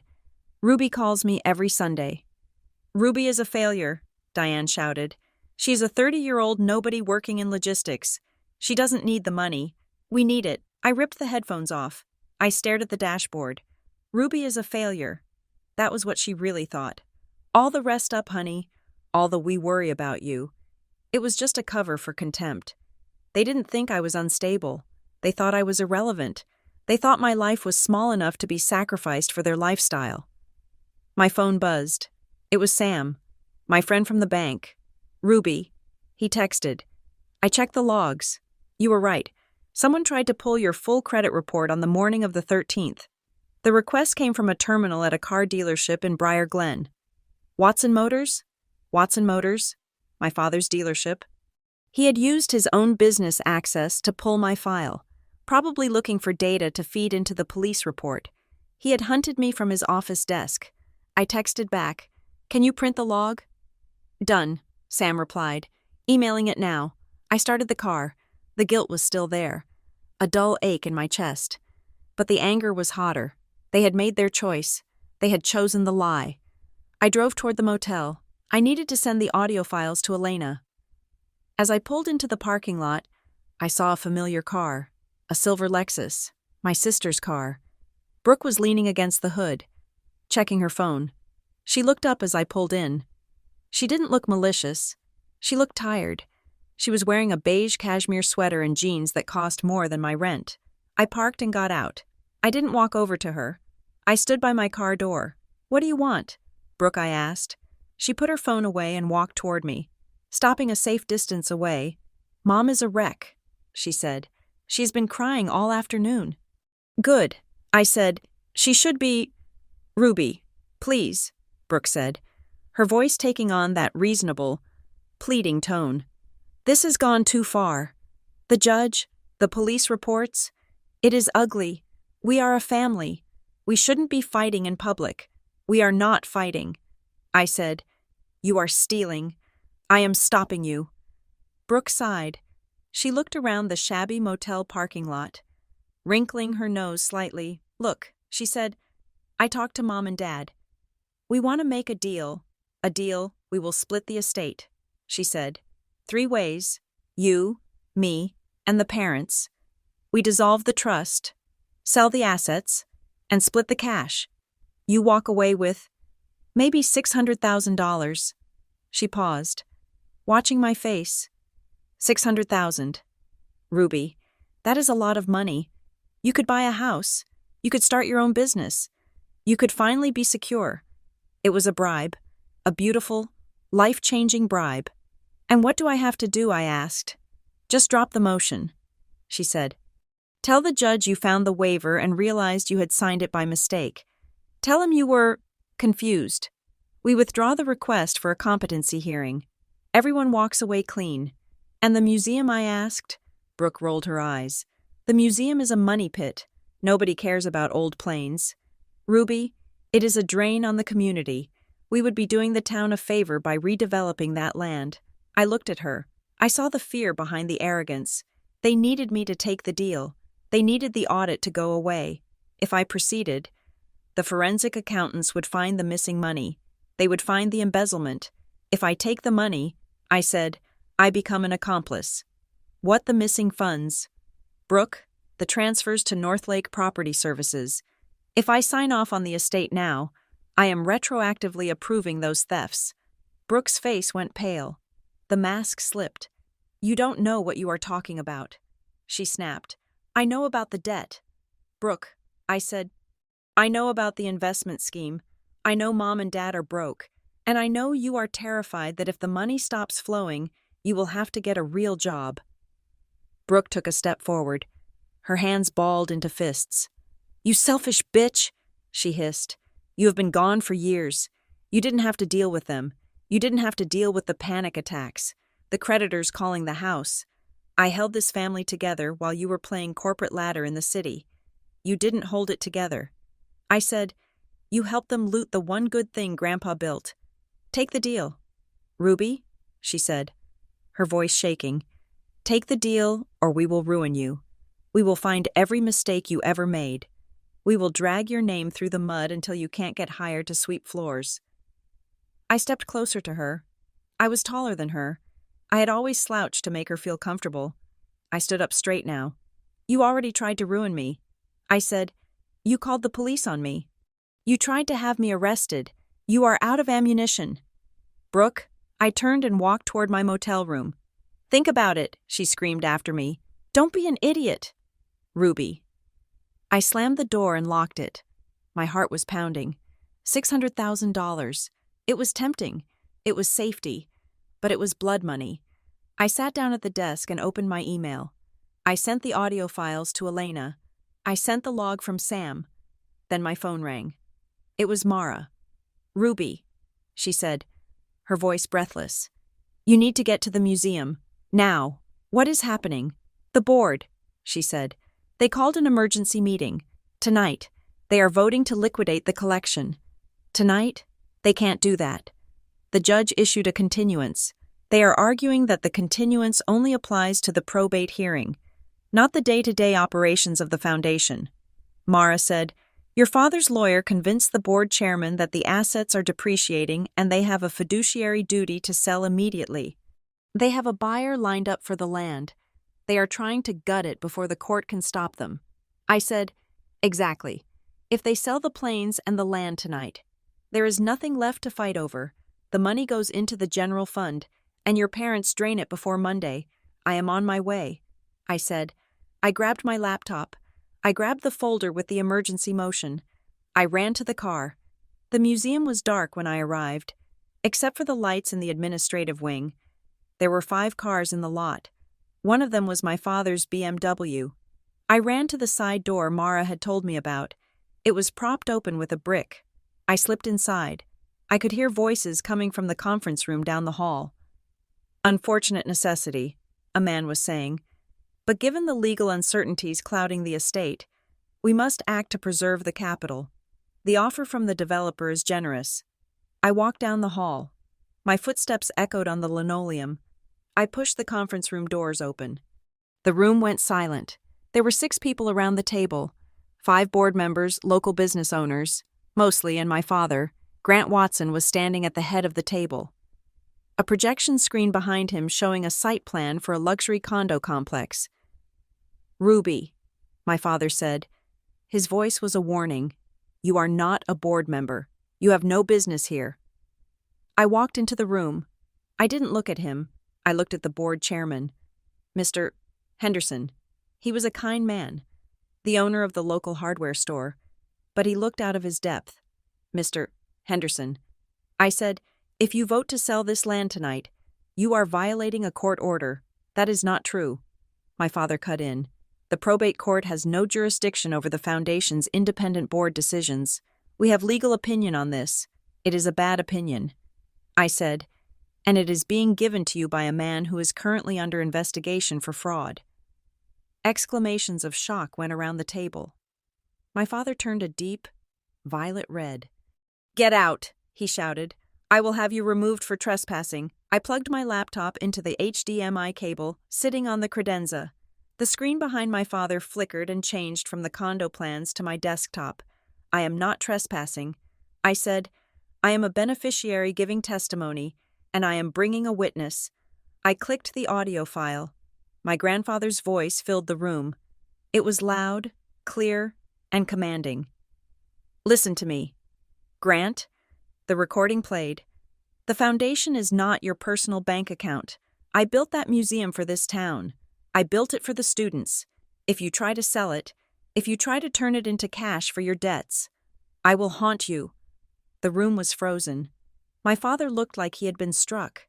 He stared at the speaker, his mouth opening and closing. I am setting up the protective condition. The recording continued. Ruby is the failsafe. If you want to sell a single screw from those airplanes, you have to look your daughter in the eye and get her to sign. And she won't do it, because she has honor. I stopped the playback. The silence was absolute. I looked at Mr. Henderson. My grandfather didn't want this sold. I said softly, he explicitly forbade it. My father is lying to you. He is pushing this sale because he needs the money to cover personal debts, not because the museum is failing. Mr. Henderson looked at my father. He looked at the screen. He looked at me. Is this true? Grant, he asked. Is there a condition? My father sputtered. It was just talk. There is no legal document. The will is clear. The will is being contested. I said, and if you sell these assets tonight, and the court rules in my favor next week, every single one of you will be personally liable for the damages. You will be sued for the restitution of the property. I let that sink in. Personal liability. The magic words that terrified volunteer board members. Mr. Henderson closed his folder. I move to table the vote, he said. Seconded, said a woman at the end of the table. Motion carries. Henderson said, we will suspend all asset discussions until the probate matter is resolved. He stood up. Meeting adjourned. The board members gathered their things quickly. Avoiding my father's eyes, they filed out of the room, leaving me alone with him. Grant Watson stood there, his hands gripping the back of a leather chair. He looked smaller than I had ever seen him. The projection of my desktop cast a blue light over his face, making him look ghostly. You have no idea what you have done, he whispered. I saved the museum. I said, "You killed us," he said. "The creditors. They gave us until the end of the month. If we don't have the liquidity, then you sell the house." "Dad," I said, "you sell the cars. You sell the club membership. You live like the rest of us." He looked at me with pure hatred. "I should have left you at the airport," he said. "You did," I replied. But I found my way back. I unplugged my laptop. I walked out of the room, leaving him in the dark with the ghost of his father's voice. I walked out to the parking lot. The air was cool and crisp. I took a deep breath. I had won the battle. The museum was safe for now. But the war was far from over. I had humiliated him. I had cornered him.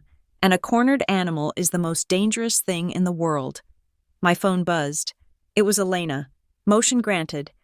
The text read, "The judge has ordered a full evidentiary hearing on Monday. And Ruby, we got the IP logs. It's a match." I looked at the screen. It was over. We had the proof. But as I looked back at the museum, at the dark windows where my father was still standing, I didn't feel triumph. I felt a profound, aching sadness. I was about to put my own parents in prison.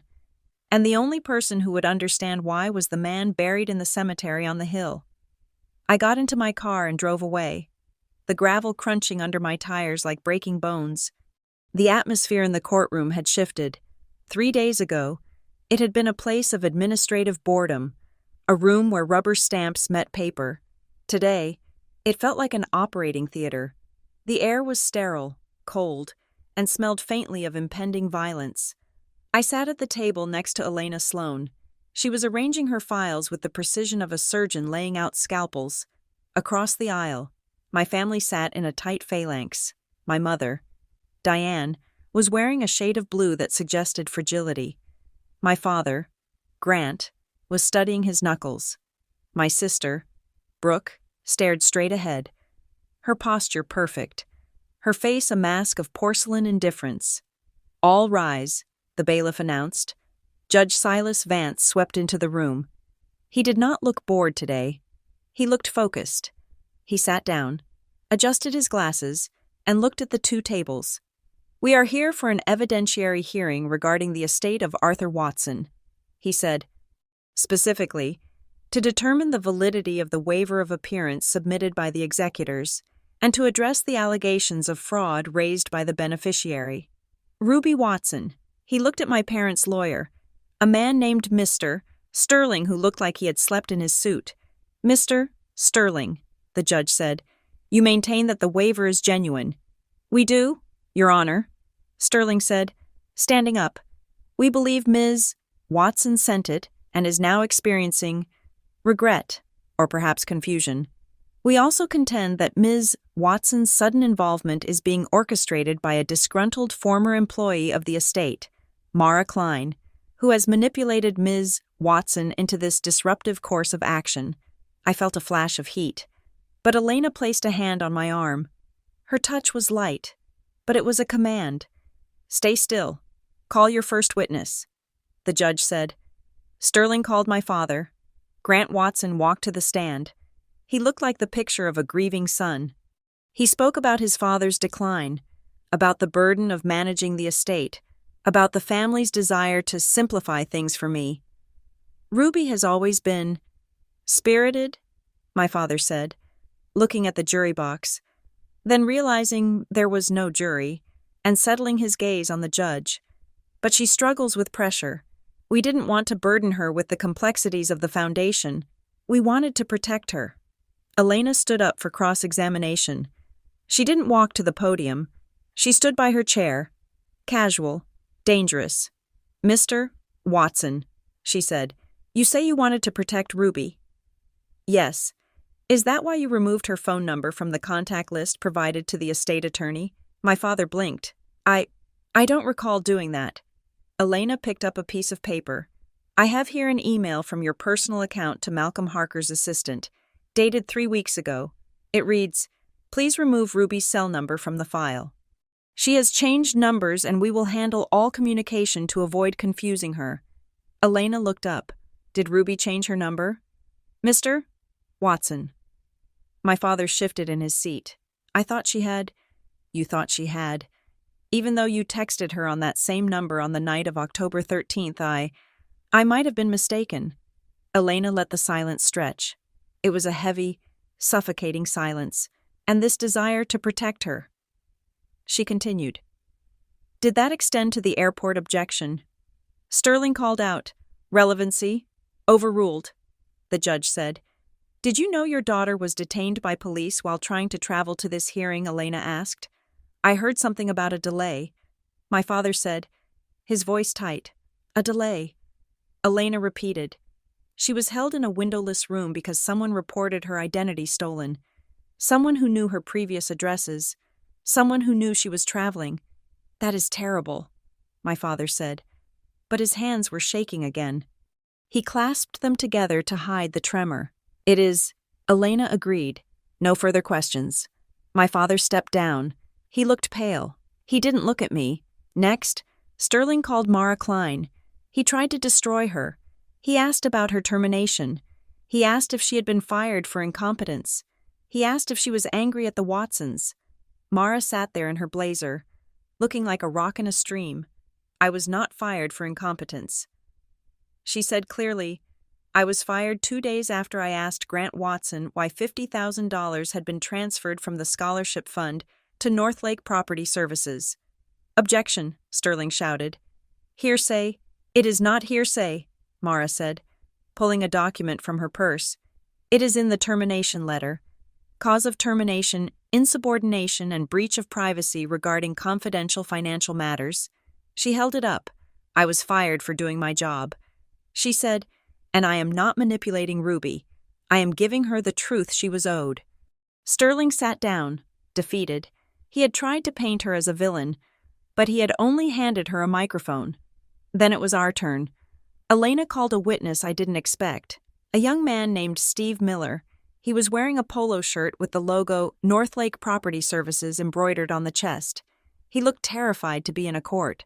Mr. Miller, Elena said, what is your role at Northlake Property Services?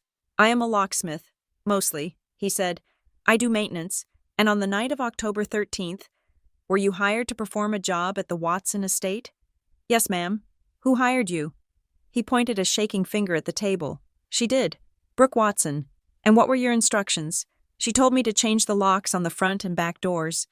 She said it was an emergency. Did she say why? Yes. Steve said. He looked down at his lap. She said her sister was coming into town. She said her sister was dangerous. She said, go on, Elena said gently. She said to make sure the bolts were heavy duty, because you might try to break in. She said you were off your meds. I closed my eyes. Dangerous. Off her meds. They had weaponized my own existence against me. They had turned me into a monster to justify their theft. Thank you. Mr. Miller, Elena said. She turned to the judge. Your Honor, we have established a pattern. The family removed Ruby from communication channels. They framed her as dangerous to vendors, and they fabricated a police report to physically prevent her from traveling. All of this leads to one document. She walked to the evidence table and picked up the waiver. The defense claims Ruby Watson sent this email waiving her inheritance. We have subpoenaed the metadata for this message. She handed a report to the bailiff, who took it to the judge. The email was sent at 4:15 in the afternoon on October 13th. Elena said, the IP address originates from a commercial establishment called The Hub. It is a co-working space in Capital City. She turned to Brooke. Ruby Watson was in her apartment, 2 hours away, packing for her flight. We have cell tower data placing her phone in her living room. Elena picked up another piece of paper. However, we have a parking receipt for a silver Lexus, registered to Brooke Watson, timestamped at 4:10 in the afternoon, at the garage adjacent to the Hub in Capital City. The room went deadly silent. Brooke Watson, Elena said, her voice hard as diamond.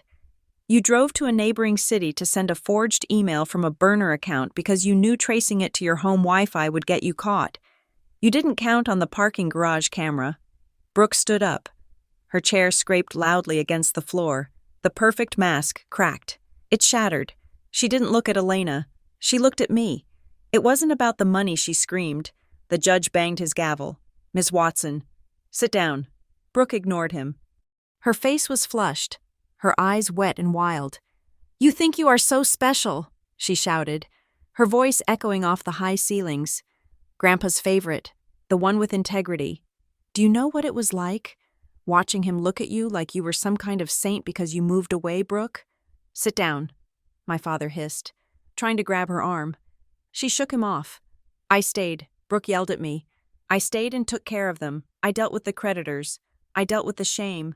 I managed the mess they made. And what did Grandpa do? He locked the money up in a trust so I couldn't touch it. He treated me like I was a thief.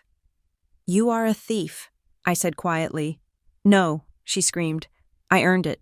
I earned every penny by staying in this miserable town while you went off to play martyr in the city.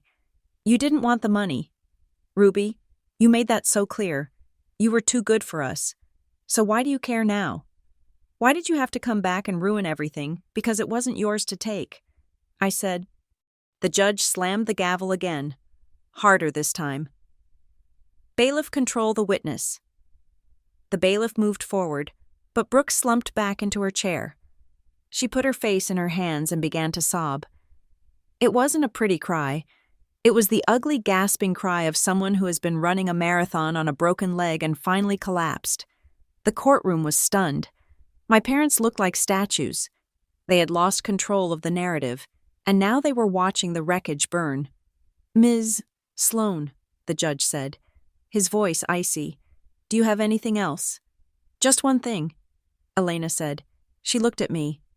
Ruby, she said, take the stand. I walked to the witness box. I sat down. I felt calm. The truth was out. The complexity was gone. Ruby, Elena said, your sister claims you distanced yourself from the family because you thought you were better than them. Is that true? No, I said. Why did you leave? I looked at my parents. I looked at the way my mother was refusing to look at me, staring fixedly at her hands. I left because I was tired of earning my place. I said, my voice was small, but it carried, in this family, love is a transaction. You are loved if you are successful. You are loved if you are impressive. You are loved if you reflect well on them. I took a breath. Grandpa was the only one who didn't ask me to perform. I said, he didn't care if I was a CEO or a clerk. He just wanted to know what books I was reading. He wanted to know if I was happy. I looked at Brooke, who was still crying. I didn't think I was special. Brooke, I said gently, I just thought I was enough. And that is what Grandpa saw. That is why he trusted me with the museum, not because I am better than you, but because he knew I wouldn't sell his legacy to buy approval from strangers. I looked back at the judge. I didn't come here for the money, Your Honor. I came here because he asked me to protect the one thing in this town that isn't for sale. The judge looked at me for a long time. His expression softened. Just a fraction. You may step down. Ms. Watson, he said. I went back to my seat. The judge shuffled his papers. He took off his glasses. He looked at Mr. Sterling. Counsel, he said. I am looking at a parking receipt that places your client at the scene of a digital crime. I am looking at a police report that suggests a conspiracy to file a false instrument, and I am looking at a family that has clearly breached its fiduciary duty to the estate. Sterling stood up, sweating. Your Honor, if I may. You may not, the judge snapped. I am considering a referral to the district attorney's office for forgery, wire fraud, and filing a false police report. I am inclined to hold your clients in contempt right now. Sterling turned white. Your Honor, I request a sidebar. Denied, the judge said. Suddenly, a voice spoke from the back of the room. Your Honor. Everyone turned. Malcolm Harker was standing up. He had been sitting in the gallery, watching. Mr. Harker, the judge asked, you are not a party to this dispute. I am the attorney for the estate, Harker said, walking past the bar.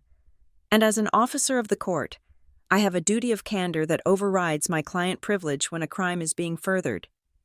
He stopped at the defense table. He looked at my mother. 6 months ago, Harker said, addressing the judge. Diane Watson called me at home. It was late. She was intoxicated. She asked me if there was a legal mechanism to declare Ruby Watson mentally incompetent without a medical diagnosis. My mother gasped. "Malcolm, I told her no." Harker continued. Ignoring her, I told her that would be fraud. She asked me if I could structure the estate plan to bypass the protective condition in the trust. She explicitly stated that they needed to liquidate the museum assets to cover a margin call on a private investment. Harker placed a small notepad on the judge's bench. I made a contemporaneous note of the call. He said, "I dated it. I initialed it. I didn't think they would actually try it. But in light of today's testimony, I cannot remain silent." The judge looked at the note. He looked at my parents. "This is the final nail," the judge said. He picked up his pen and wrote rapidly on the order sheet. "I am issuing an immediate temporary injunction," the judge announced. "All assets of the estate of Arthur Watson, including the Briar Glen Aviation Heritage Trust, are frozen effective this second." He looked at my parents, Grant and Diane Watson. "You are removed as executors. I am appointing an independent administrator. Ruby Watson is reinstated as the primary beneficiary with full voting rights on the foundation board." He looked at Brooke. "Ms. Watson," he said, "you are to surrender your passport to the clerk of the court by 5 o'clock today. You are not to leave the jurisdiction." He banged the gavel. "This hearing is adjourned. We will reconvene in 2 weeks for sentencing on the contempt charges and to finalize the probate." I let out a breath I felt like I had been holding for 3 days. Elena squeezed my shoulder. "We did it," she whispered. "They are done." I looked across the aisle. My parents weren't looking at me. They were looking at each other, their faces gray with the realization of what was coming, the shame, the scandal, the end of their status. Brooke was staring at the table, her hands gripping the edge so hard her knuckles were white. I stood up. I walked out of the courtroom. I felt light. I felt clean. I had walked into the fire and come out holding the truth. I walked into the hallway, expecting to feel triumph, but all I felt was a deep, hollow exhaustion. I wanted to go to the museum. I wanted to sit under the wing of the biplane and sleep. Elena came out behind me.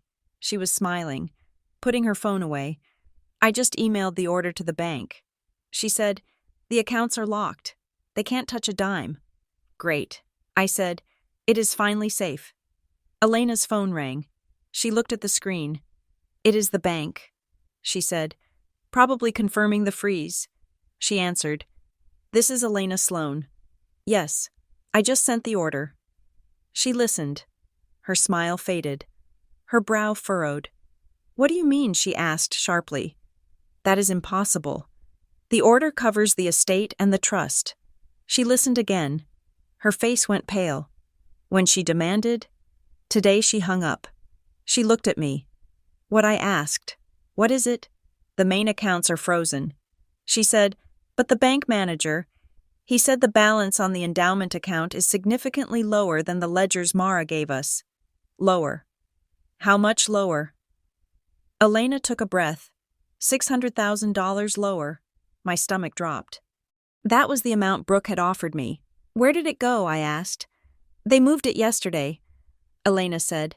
"They didn't take it out of the trust directly. They transferred it to a subsidiary account, a maintenance fund for the preservation of assets, a loophole." I whispered. "And then," Elena said, her voice tight, "they wired it out to an offshore holding company. They stole it." I said, "They stole it before the judge could stop them." Elena nodded. "They knew this was coming. They looted the building while we were arguing about the locks." I looked back at the courtroom doors. My parents were just coming out.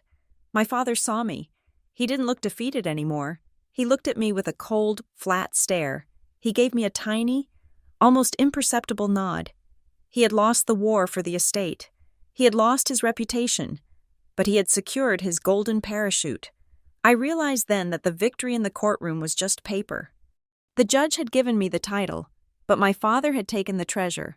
"We have to get it back." I told Elena, "It is offshore." "Ruby," she said, "that could take years." "I don't care how long it takes," I said. I watched my family walk down the hallway, moving together in a tight, defensive pack. They were broken. Yes, but they were still dangerous, and so was I. I turned to Elena. "Find out where that wire went." I said, "I am not done." The bank statement sat on Elena's desk like a ransom note. $600,000. Gone. It was not a simple theft. It was a magic trick. "We tracked the routing number," Elena said, her fingers flying across her keyboard. She looked tired. The fluorescent lights of her office hummed with a low, headache-inducing buzz. The money did not come out of the main trust account. The judge's freeze order locked that down tight. Then where I asked, leaning over her shoulder, "The Friends of the Museum Operating Fund." Elena said, "It is a separate nonprofit entity. Technically, it is independent of the estate, designed for fundraising and merchandise sales. But your father is the treasurer. He used his signatory power to drain the operational cash." I said, "He left the endowment principal but took the liquidity, and because the freezing order was specific to the estate of Arthur Watson and the Briar Glen Aviation Heritage Trust. This account fell into a gray area," Elena explained. "He exploited a gap in the language. Where is it now?" "It went to a holding company in Nevis," Elena said. "Then it bounced to a shell in the Caymans. It is gone. Ruby, unless we can prove fraud on the originating transfer, that money is ghost capital." I felt a cold rage settle in my gut. They weren't just greedy. They were scorching the earth. They knew they were going to lose control. So they were ensuring there was nothing left for me to manage. "Who else signed?" I asked. "The bylaws require 2 signatures for transfers over $10,000. Elena pointed to a scanned image of the wire transfer authorization. "Grant Watson," she read, "and George Henderson. Mr. Henderson, the board chair, the man who had stopped the vote the night before." I grabbed my coat. "I am going to see him. Do not intimidate him," Elena warned. "We need him as a witness, not an enemy. I'm not going to intimidate him." I said, "I am going to save him." I found George Henderson at his hardware store. He was stocking shelves in aisle 4, looking older and frailer than he had at the meeting. When he saw me walking down the aisle, he nearly dropped a box of galvanized nails. "Ruby," he stammered, I was just... "Mr.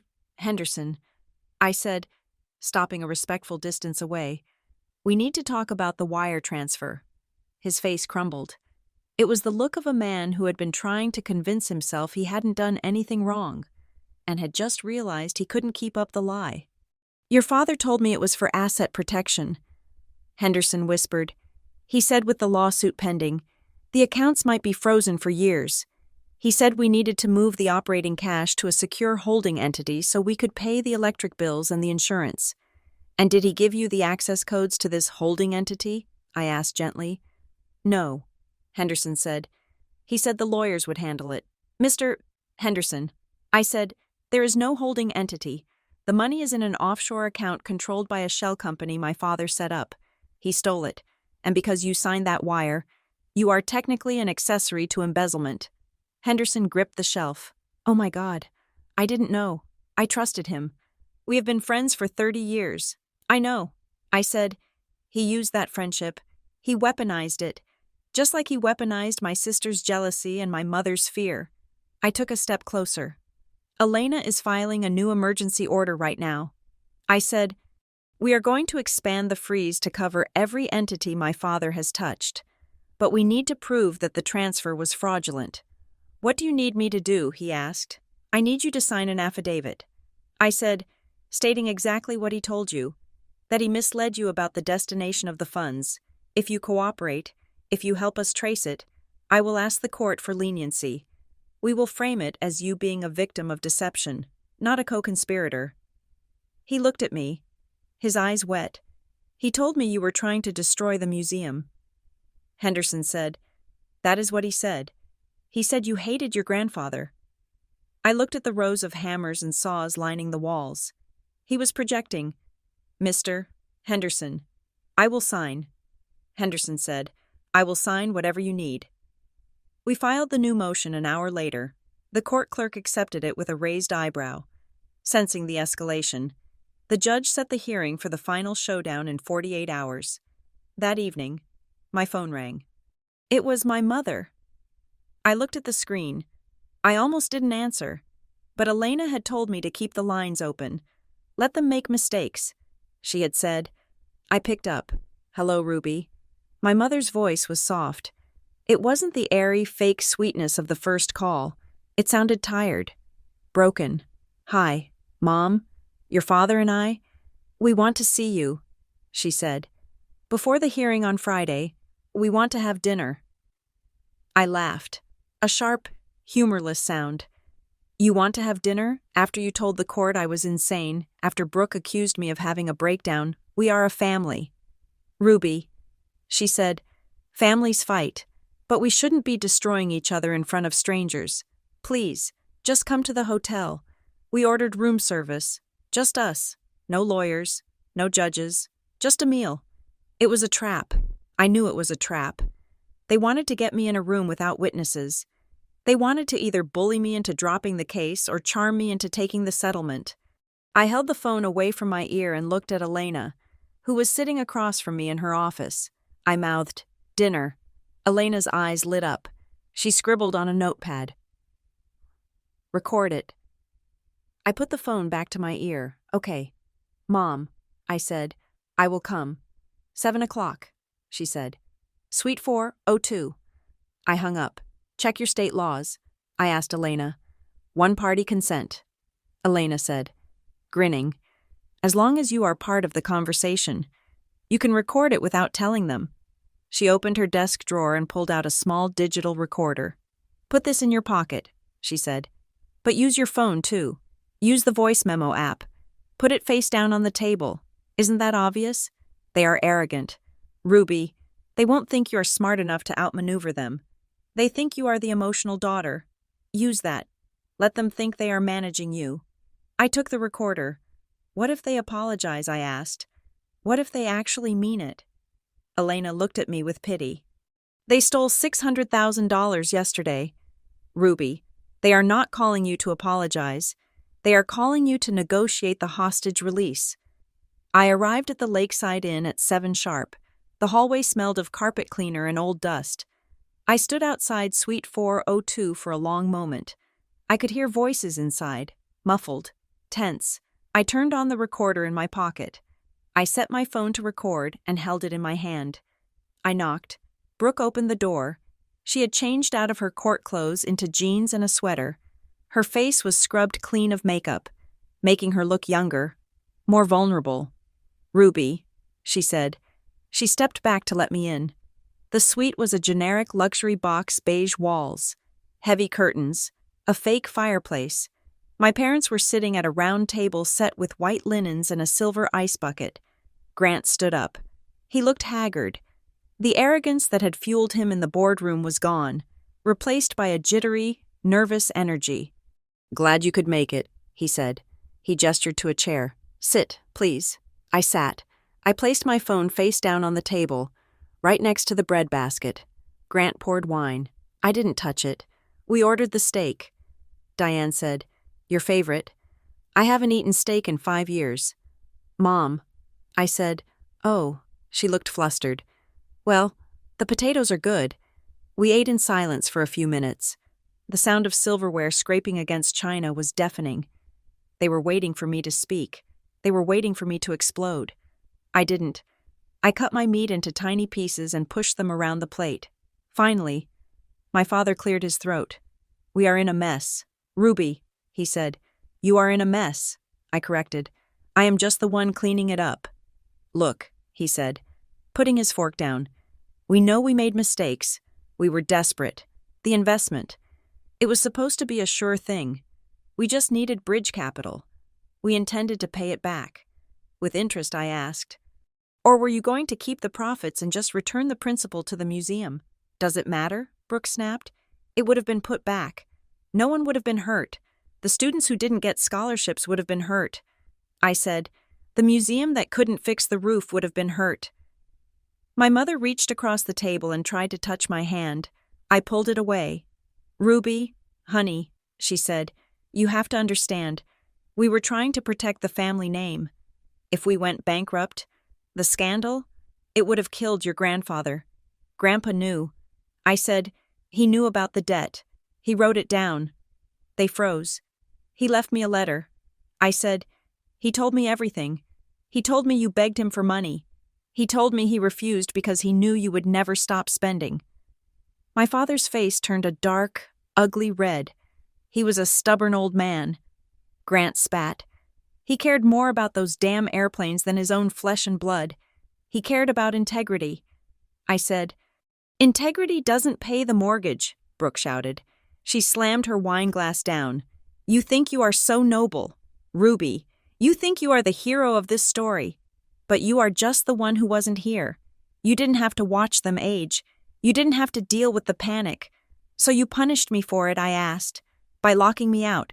By calling the police. We had to, Brooke said. Her voice was rising, shrill and frantic. We had a buyer for the land. We were going to close the deal on the 14th. We just needed you out of the way for 24 hours. She looked at me, her eyes wild. I didn't want to hurt you. Ruby, I really didn't. I just needed you delayed for one day. Just one day so we could sign the papers and get the cash. If you had missed that hearing, the judge would have signed the summary order, and the land would be sold. I stared at her. The confession hung in the air like smoke. I just needed you delayed for one day. It was the confirmation of everything. The airport, the tip, the ID report. It was all a calculated tactical strike to buy time for a real estate closing. So the airport tip, I said, keeping my voice level. That was you, Brooke laughed. A jagged sound. Of course it was me. Who else knows you lived on Oakwood Drive? Who else knows your social security number? I filed the report from the co-working space. I thought you would just get stuck in TSA for a few hours and go home. I didn't think you would drive through the night like a maniac. You committed a federal crime. Brooke, I said, to sell a museum. I did it for them, she pointed at our parents. I did it to save them. My father looked down at his plate. My mother was weeping silently. And the money, I asked, the $600,000 you moved yesterday. That is our safety net, Grant said quietly. We are leaving. Ruby, we are selling the house. We are moving to Florida. We needed something to start over with. It is stolen money. Dad. It is our inheritance, he shouted, slamming his fist on the table. It is my father's money. It belongs to me. I stood up. I picked up my phone. I stopped the recording. Thank you for dinner, I said. Where are you going? My mother asked, her voice trembling. I'm going to finish this. I said, Ruby, wait. Brooke stood up. You can't use this. We were just talking. This is family. I looked at her. I looked at the sister I used to share a room with. The sister I used to protect from bullies. You stopped being family when you called the police on me. Brooke, I walked out of the suite. I walked down the hall. I got into the elevator. Only when the doors closed did I let myself lean against the wall. I was shaking, not with fear, but with a terrible, crushing grief. They were gone. The people I had tried to love for 30 years didn't exist. They were just desperate strangers who would burn me alive to keep themselves warm. I drove straight to Elena's office. I have it, I said, placing the phone on her desk. Elena plugged it in. We listened to the file. I just needed you delayed for one day. Elena closed her eyes. That is it, she said. That is the ball game. The final hearing was 2 days later. The courtroom was packed. Word had gotten out in Briar Glen. The Watson case had become the town's main event. Judge Vance looked thunderous. He had read the new motion. He had seen the affidavit from Mr. Henderson. We started with the new evidence. Elena played the recording from the dinner. The sound of Brooke's voice filled the courtroom. I just needed you delayed for one day. Brooke sat at the defense table, her head in her hands. She didn't look up. My parents stared straight ahead, like prisoners awaiting execution. Elena then presented the IP logs from the co-working space. She presented the affidavit from the locksmith. She presented the wire transfer records showing the $600,000 moving to the Caymans. It was an avalanche of proof. It was undeniable. Mr. Sterling, the parents' attorney, didn't even try to object. He sat there, defeated, knowing he had no cards left to play. Judge Vance took a long moment before he spoke. He looked at my family with an expression of pure disdain. "I have sat on this bench for 20 years," he said. "I have seen greed. I have seen incompetence. But I have rarely seen such a calculated, malicious effort by a family to defraud one of its own members and loot a charitable trust." He turned to my father. "Grant Watson, you admitted to the theft of $600,000 in that recording. You claimed it was your inheritance. You are wrong. It was a trust fund for the public good. You are a thief." He turned to Brooke. "Brooke Watson, you used the federal law enforcement apparatus as a weapon to facilitate a fraud. You filed a false police report. You forged documents. You impersonated your sister." He turned to me. "Ruby Watson, please stand." I stood up. "The court finds in favor of the plaintiff on all counts." The judge ruled, "The estate of Arthur Watson is hereby removed from the control of Grant and Diane Watson. The waiver of appearance is declared void and fraudulent." He continued, his voice ringing out, "I am appointing Ruby Watson as the sole administrator of the estate and the permanent chair of the Briar Glen Aviation Heritage Trust. I am granting a permanent injunction against Grant, Diane, and Brooke Watson, barring them from entering the museum property or accessing any related accounts." He paused. "Furthermore, I am referring the transcript of this hearing, along with the audio recordings and digital evidence, to the District Attorney's Office and the Federal Bureau of Investigation. I am recommending charges of wire fraud, embezzlement, identity theft, and filing false federal reports." My mother let out a wail. My father slumped in his chair. But the judge wasn't done. "Regarding the $600,000, he said, "I am issuing a restitution order, but we all know that money is likely beyond immediate reach." He looked at me with a grim sympathy. "Ms. Watson, you have the authority to pursue it, but the court cannot conjure money from thin air." "I understand, Your Honor." I said, "Is there anything else?" he asked. I picked up the manila envelope I had brought with me. "Just one thing." I said, "I would like to read a sentence from my grandfather's letter into the record, so there is no confusion about his intent."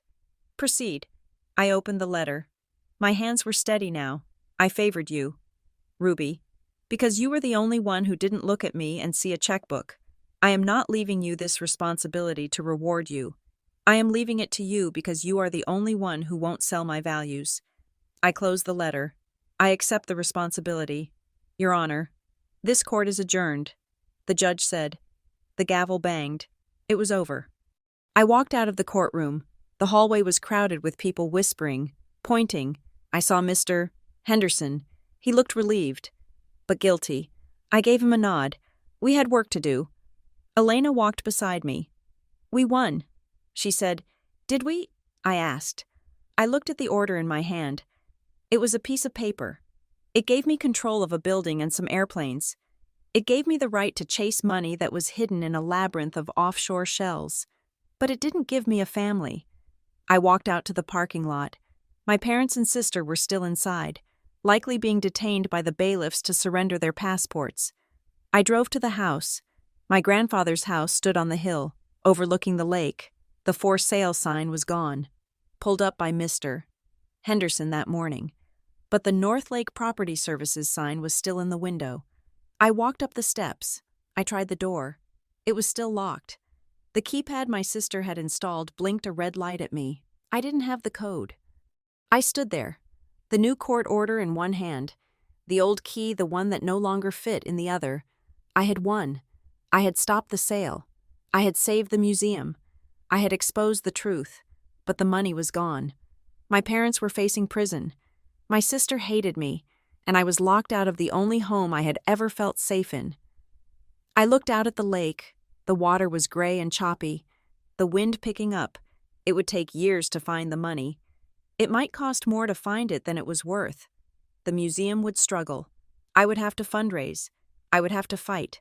I realized then that revenge isn't a straight line. It isn't a clean break. It is a demolition. You tear down the rotting structure, but you are left standing in the rubble. I took a breath of the cold air. I put the useless key in my pocket. I took out my phone and called a locksmith. I am Ruby Watson. I told the dispatcher, I am the owner, and I need to open my door. Thank you for listening to Airport Police Stopped Me at Security. My parents lied. So I'd miss Grandpa's inheritance hearing, and this has been a story about the complexity of justice and the high price of truth. I would love to know where you are listening from today. Are you in a bustling city, a quiet town like Briar Glen, or somewhere in between? Please leave a comment below and let me know. If you enjoyed this story, please subscribe to Revenge Stories for more realistic, emotional dramas about people fighting back against the odds. And please, share your thoughts in English in the comments. What would you have done if you were Ruby? Would you have taken the deal? Until next time.